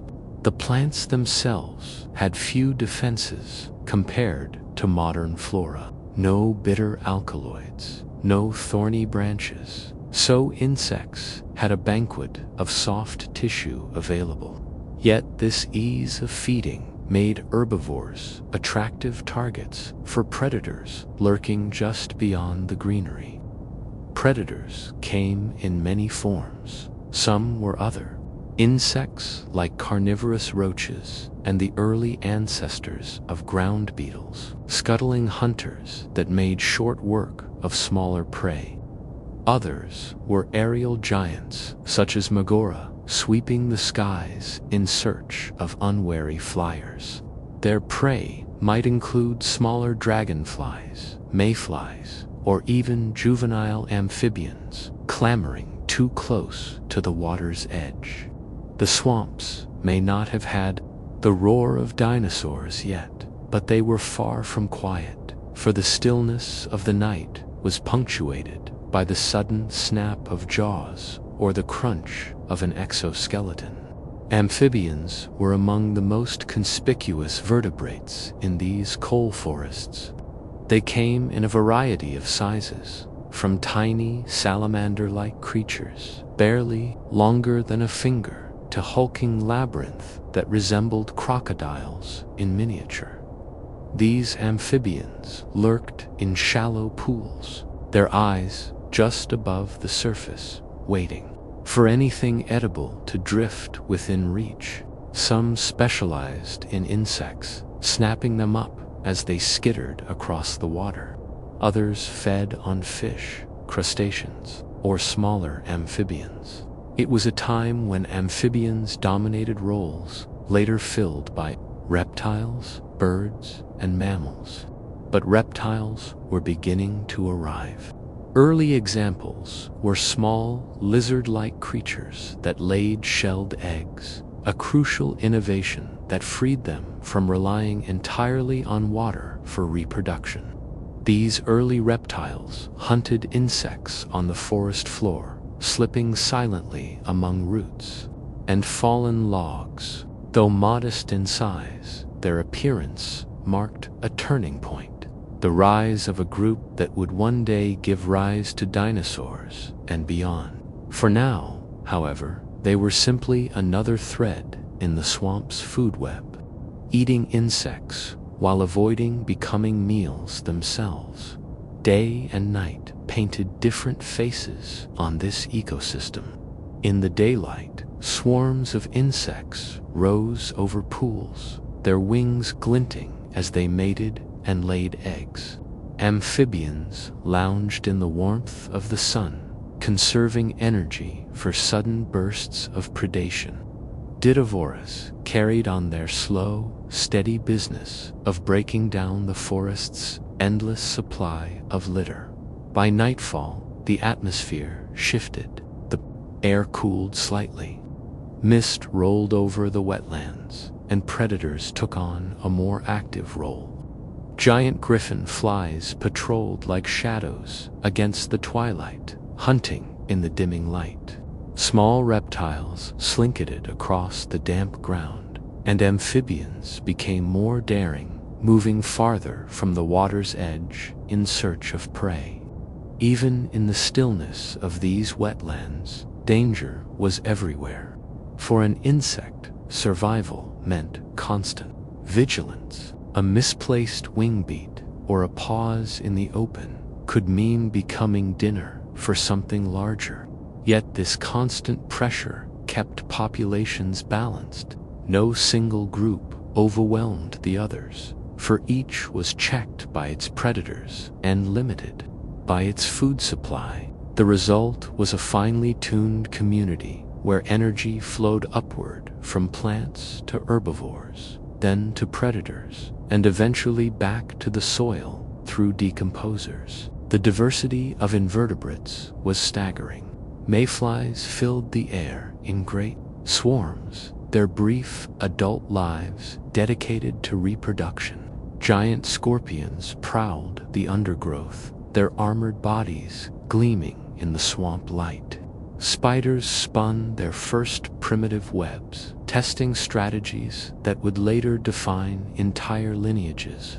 Each of these creatures carved out a role, whether as predator, prey, or recycler. The sheer abundance of invertebrates ensured that energy pulsed through the food web in countless directions. One might picture the Carboniferous swamp as an orchestra without a conductor. Amphibians, insects, reptiles, and decomposers all played their part. Their rhythms shaped by cycles of day and night, wet and dry. There was no central authority, no guiding hand, just the quiet logic of ecology unfolding over millions of years. In this intricate dance, a griffin fly's flight, a millipede's crawl, or a frog-like creature's leap were not isolated acts, but pieces of a grander whole. The food webs of these swamps reveal a world that was at once alien and familiar. Plants grew to unfamiliar heights, and insects reached sizes that seem impossible today. Yet the rules of life were the same. Eat and avoid being eaten. Survive long enough to pass on your genes and play your part in the circulation of energy. From the detritus at the forest floor to the gliding hunters of the skies, every creature was a link in chains that crisscrossed and overlapped, binding the swamp into a living, breathing community. It was a world without mammals, without birds, and without flowers, yet it thrived.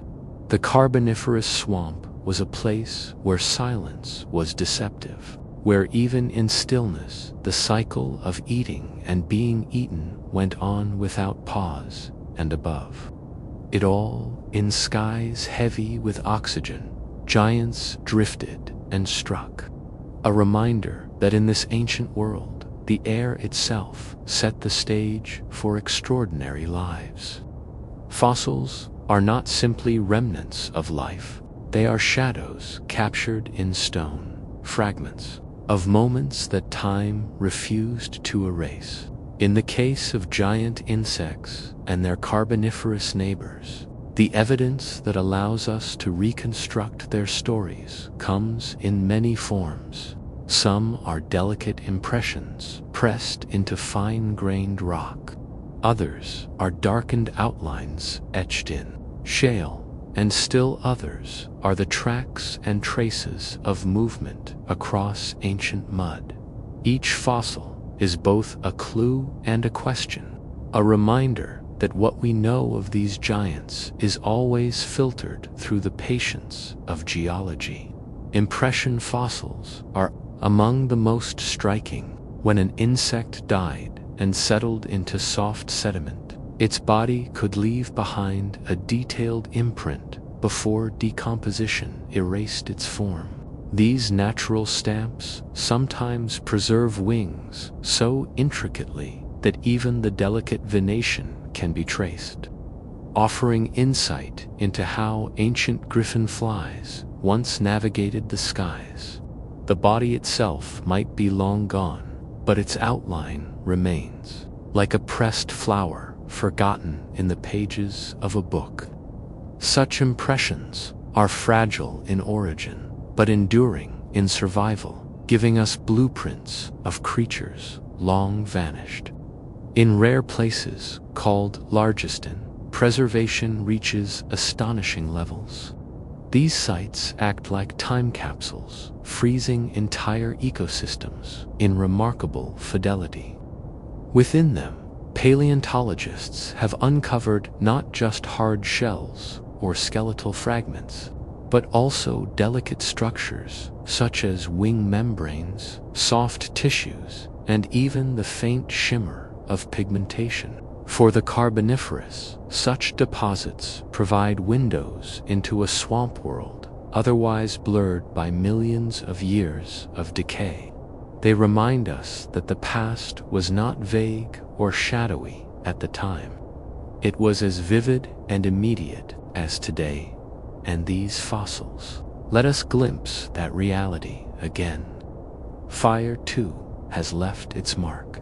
The Carboniferous atmosphere was rich in oxygen, which meant that wildfires were frequent and often fierce. The presence of fossil charcoal, known as fusane, tells scientists not only that plants burned, but also the oxygen levels were high enough to sustain widespread flames. These charred fragments are geological fingerprints of ancient combustion preserved in coal seams and sediment layers. They help confirm atmospheric reconstructions, adding to the picture of an Earth that was lush, damp, but also periodically aflame. Not all evidence comes from bodies or plants. Coprolites, fossilized droppings, capture the less glamorous but deeply informative side of prehistoric life. A hardened pellet of ancient waste may contain fragments of insect cuticle, plant fibers, or even scales, revealing exactly what a creature ate. For giant millipedes, amphibians, or dragonfly-like predators, coprolites serve as direct evidence of diet. They are nature's unscripted notes, jotted down and buried only to be read again hundreds of millions of years later. Trackways are another invaluable kind of fossil. When an Arapura crawled across damp sediment, its dozens of legs pressed patterned lines into the mud. Those tracks hardened into stone, enduring long after the body of the creature itself had vanished. From these rhythmic imprints, scientists can estimate the animal's size, gait. They bring an eerie sense of presence, as though the creature had just walked past and might return at any moment. Understanding the age of these fossils requires careful dating of the layers in which they are found. Sedimentary rocks can be arranged like the pages of a book, with the oldest layers at the bottom and the youngest at the top. By correlating fossils across different regions and anchoring them with radric dating from volcanic ash layers, geologists establish timelines that stretch back hundreds of millions of years. Each fossil, then, is not just a physical object, but a point on a calendar, helping to chart the unfolding story of life on Earth.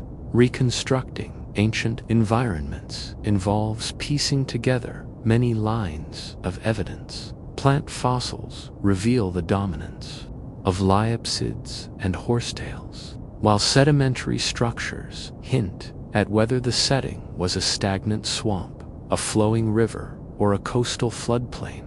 Charcoal layers reveal the frequency of fires, while the types of invertebrates preserved show whether conditions were wet, dry, or fluctuating. By combining these details, paleontologists can breathe life into landscapes otherwise locked in stone. Yet fossils are rarely complete, and uncertainties abound. A wing impression in one location may not look identical to its counterpart in another. Was this a different species, or simply a variation of the same one? When two sets of tracks differ in width, are they the result of two distinct creatures, or of one animal walking in softer versus firmer mud? Scientists must weigh these possibilities, comparing specimens across sites, examining microscopic details, and building cautious interpretations. The process is not unlike assembling a puzzle with half the pieces missing and no image on the box to guide the way. Despite these challenges, fossils speak with quiet authority. They anchor imagination in reality, grounding reconstructions in evidence that can be studied, measured, and debated.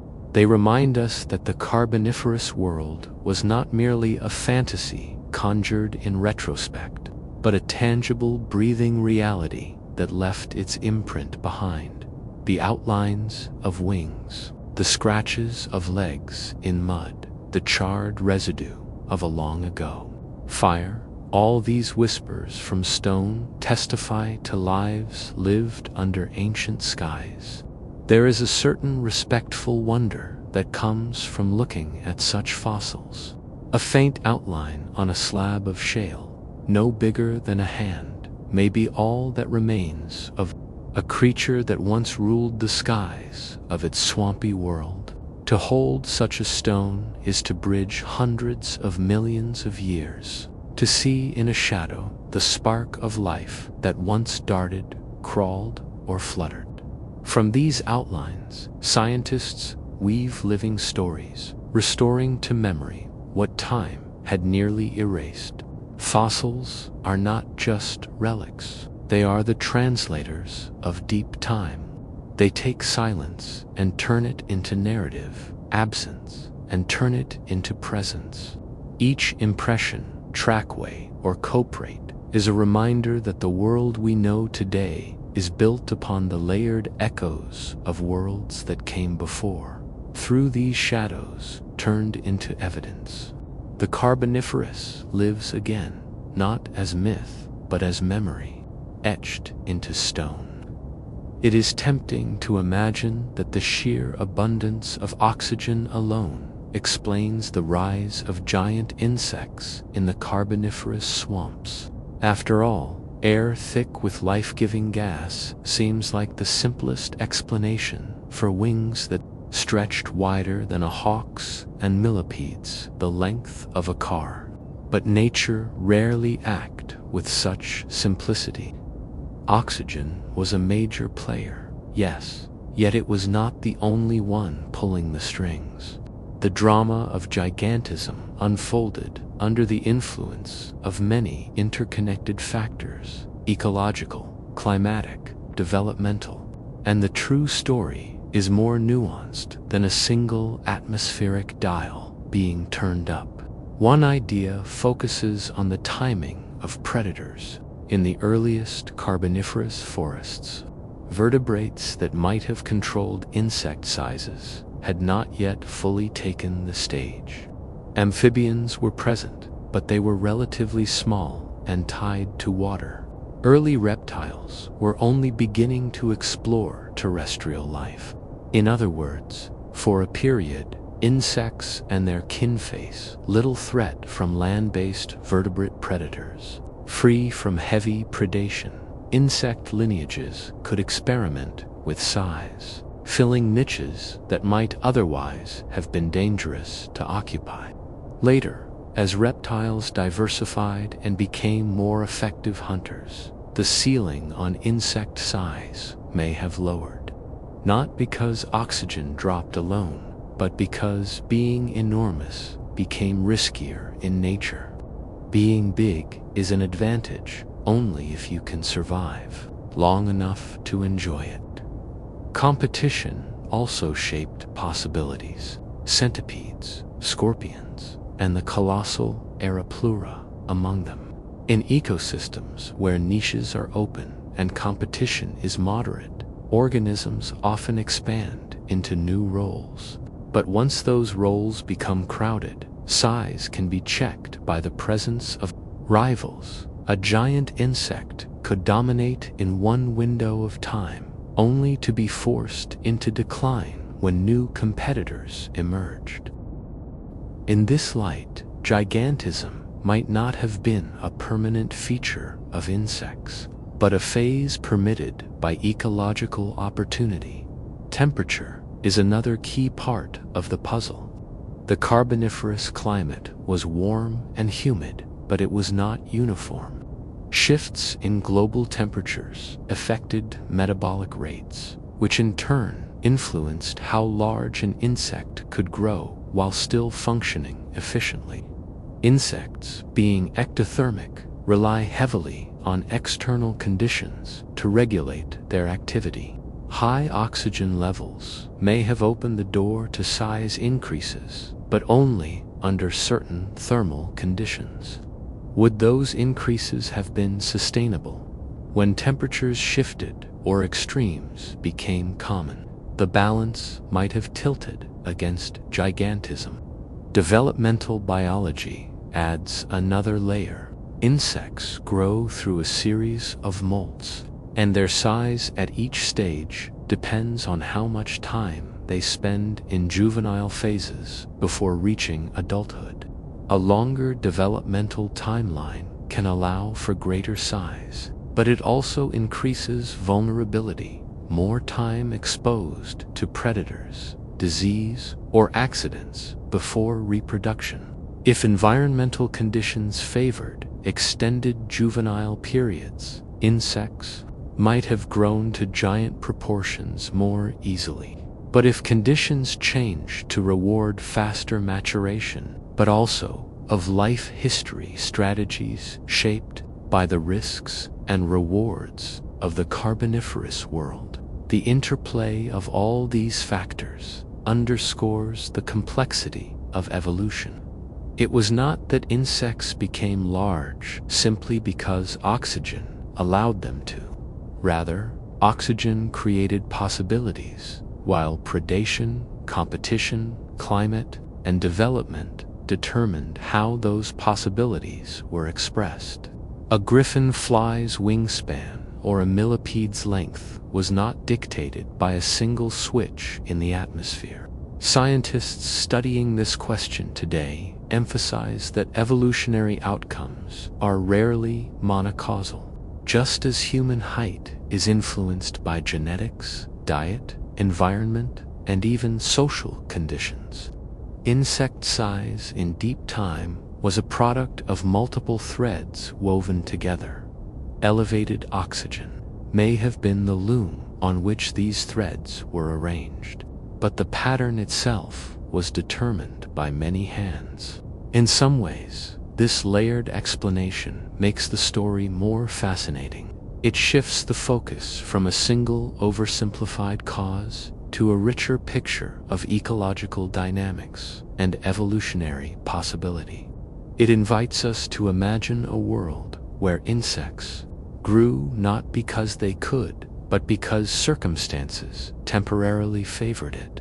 And just as easily, those same circumstances could change, ushering in a different balance of size and survival. The rise and fall of giant insects then can be seen as a chapter in the constant negotiation between environment, biology, and chance.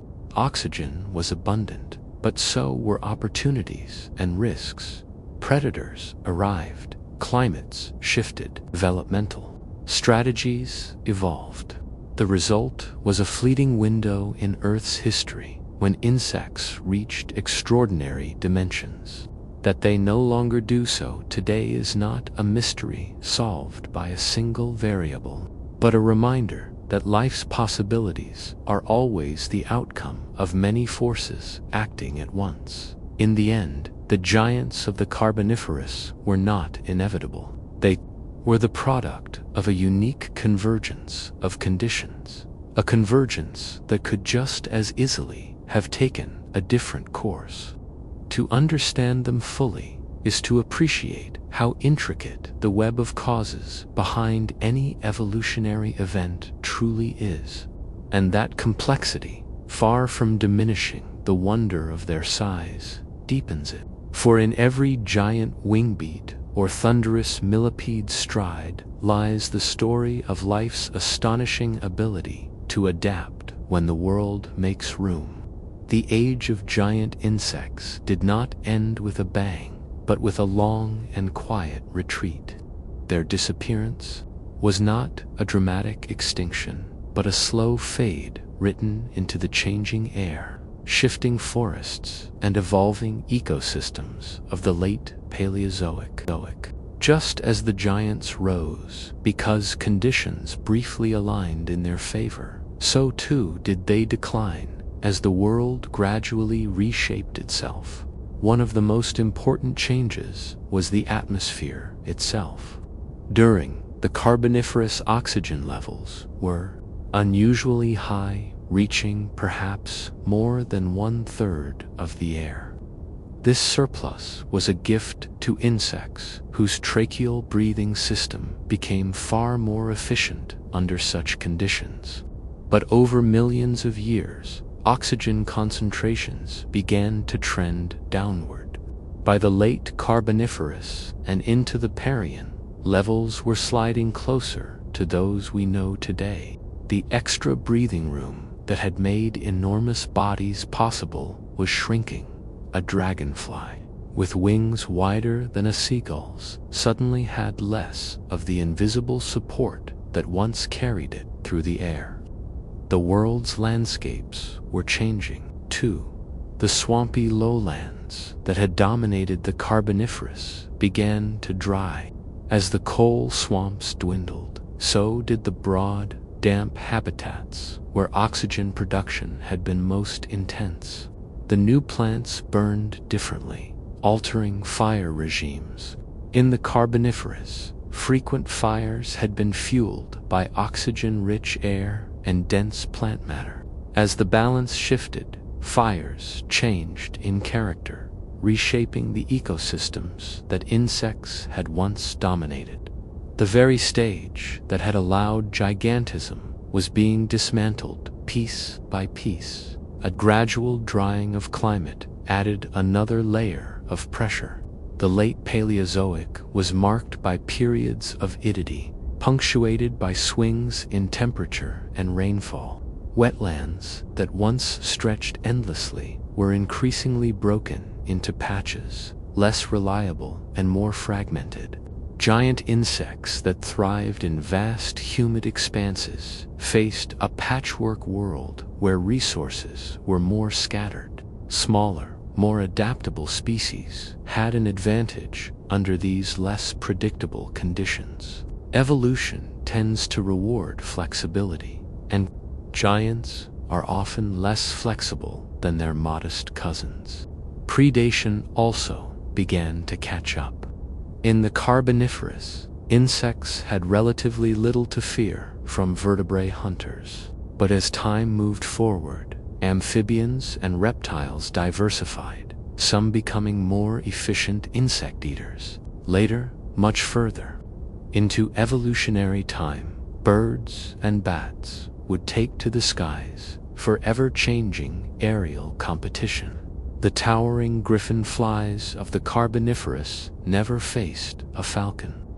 But over the long arc of time, vertebrate predators narrowed the window, for gigantism, being large and conspicuous in a world with agile, hungry hunters, eventually tipped from being an advantage to being a liability.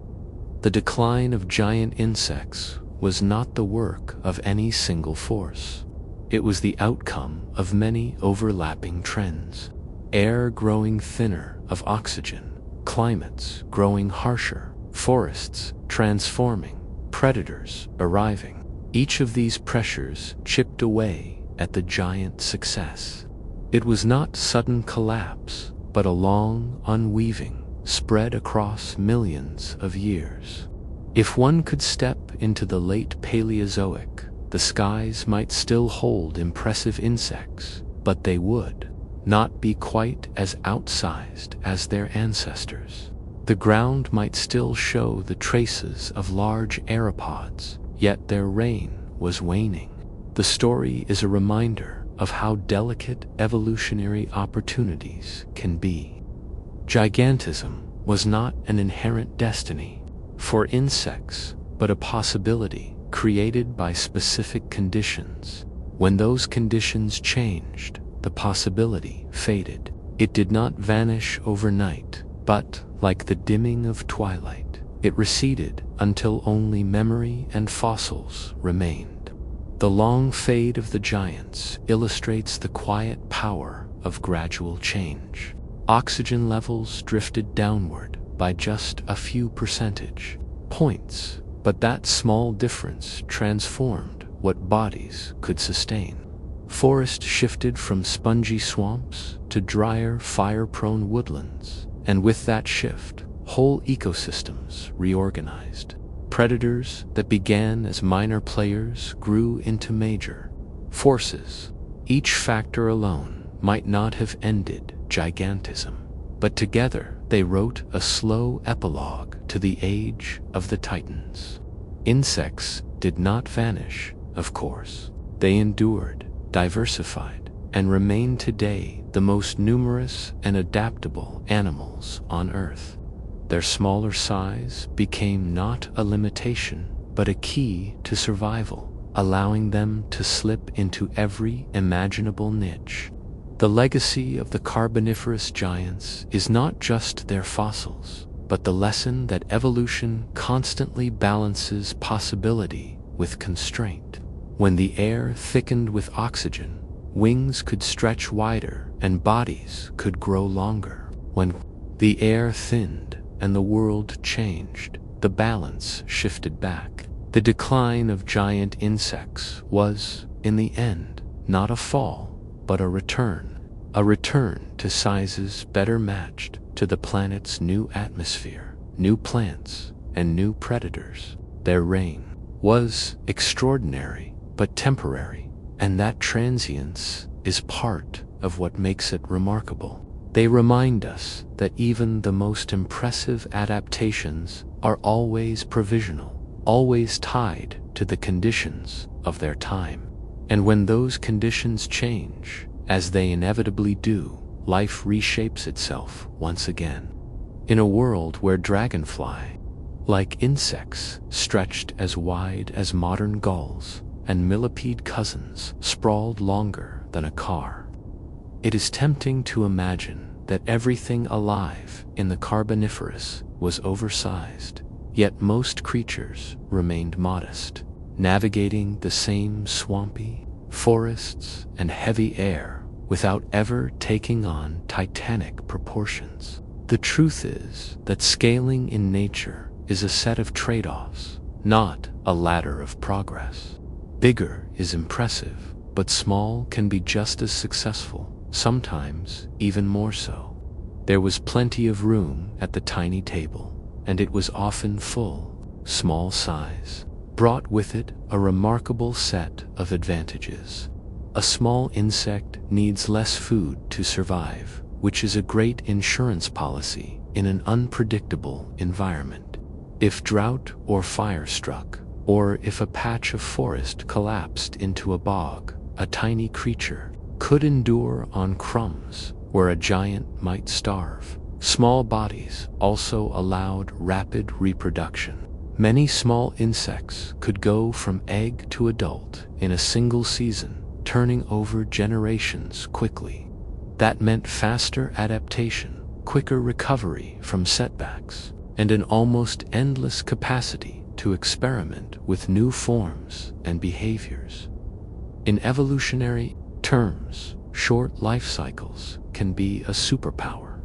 When conditions change, species that reproduce rapidly can test out many genetic variations in a short span of time. Some of those variations fail, but others stick, giving small-bodied insects the flexibility to ride out climate swings or ecological shifts. The giants of the Carboniferous were locked into slower rhythms.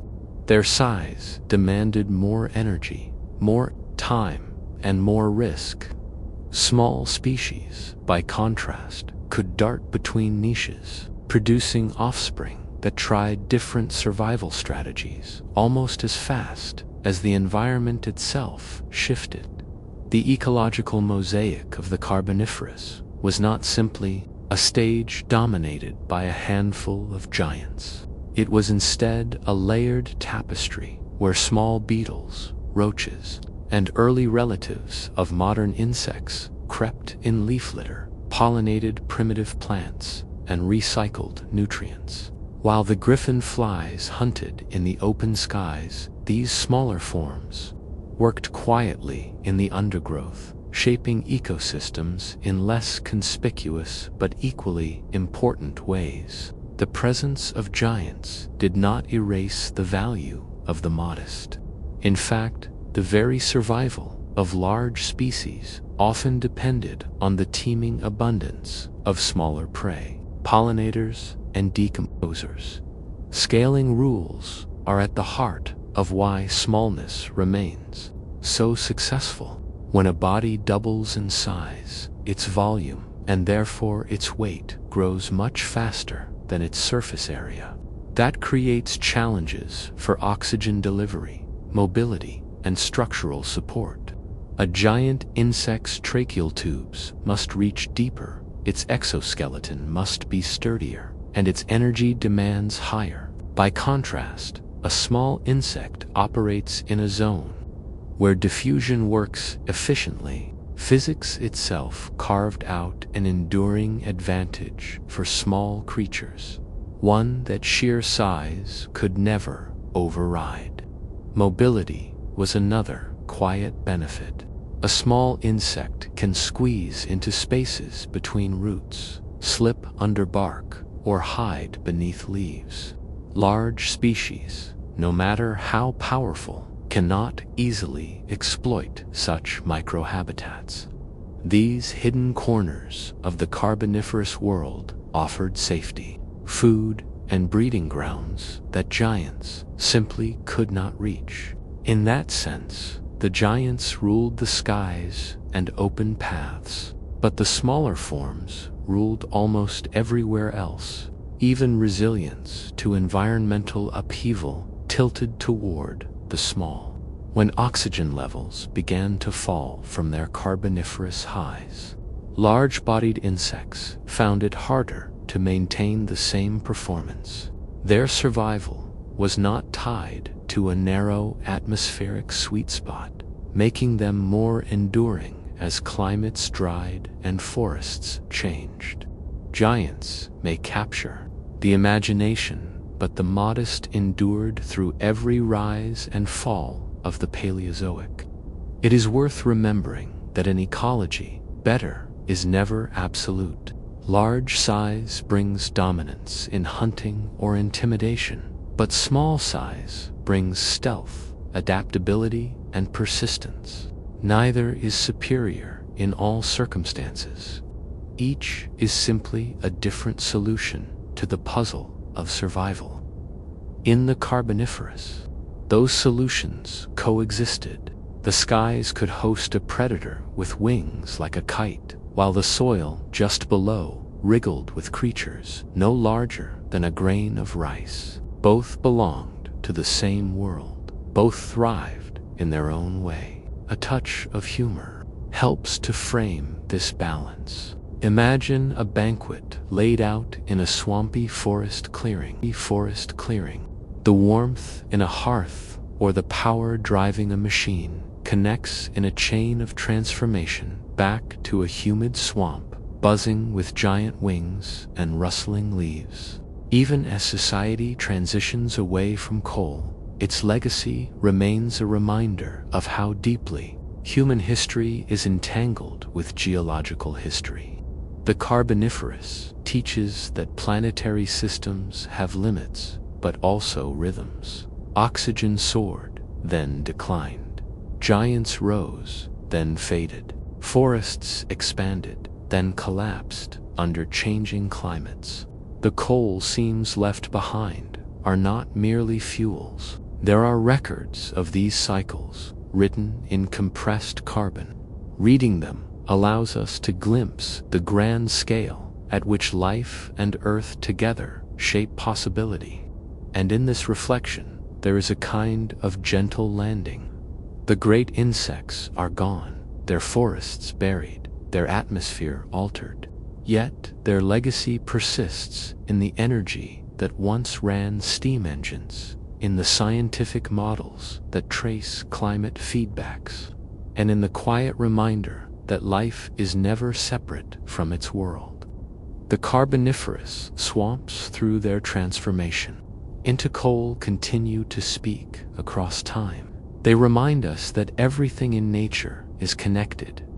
Air, water, soil, and life woven into feedbacks that hum along for millions of years and occasionally whisper into our present. Across this journey through deep time, one theme has emerged again and again.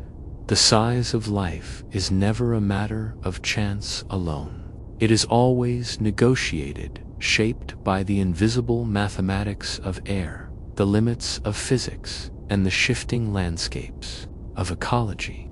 The griffin flies that hovered above Carboniferous swamps did not grow to hawk-sized proportions simply because they wanted to. They expanded into a world where oxygen was abundant, predators were scarce, and the air itself allowed wings to bear their weight. The vast millipede-like Aeroplura was not a monster conjured from imagination, but an animal tuned to the resources of its forest floor, following the rules of growth that all creatures must obey. The laws that guided them are the same laws that guide dragonflies today, or the sparrows outside a window. Physics does not bend, even for giants. Every living thing is a balance between opportunity and constraint, advantage and trade-off. The insects of the coal swamps reached their extraordinary dimensions not because life had broken free of limits, but because, for a fleeting window of time, the boundaries shifted.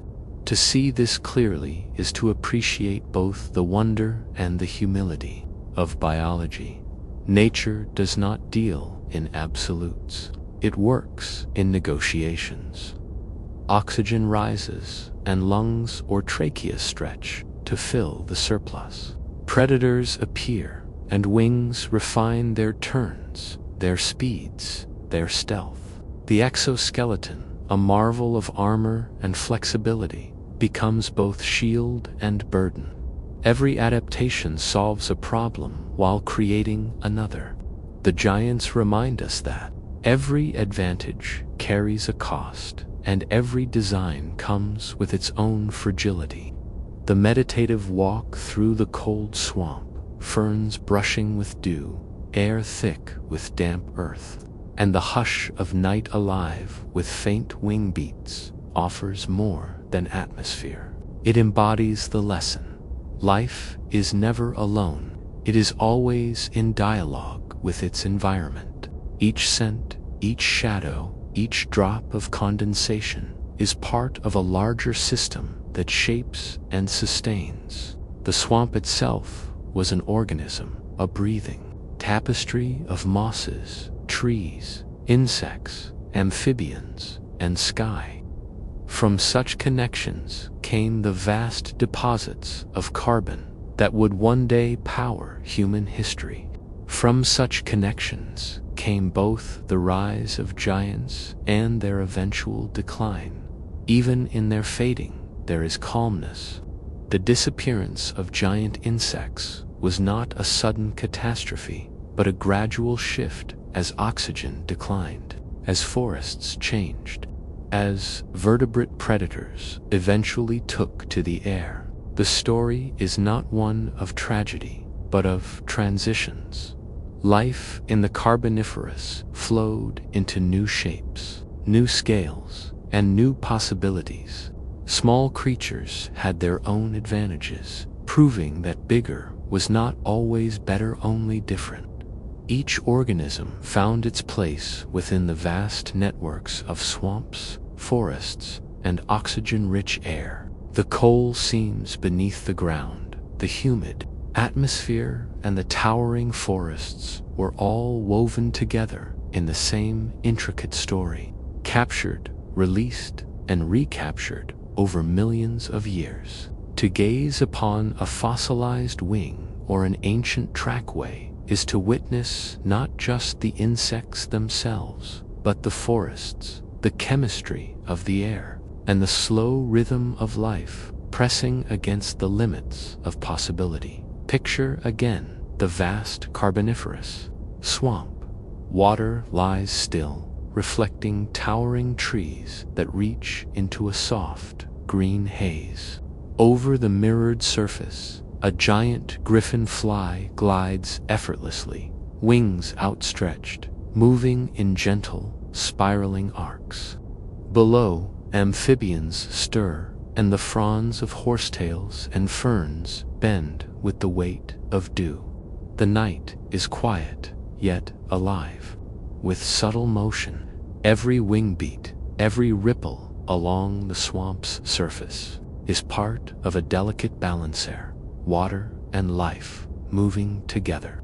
Here, the atmosphere carried life in a way that allowed insects to stretch their bodies beyond what we see today, and forests to grow with extraordinary scale and density.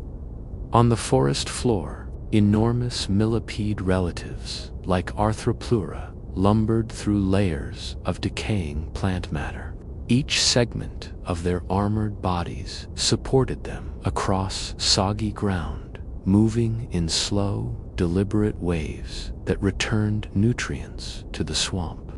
Insects of all sizes played their roles: herbivores nibbling leaves, detritivores breaking down fallen wood, and predators patrolling the skies or the shallows.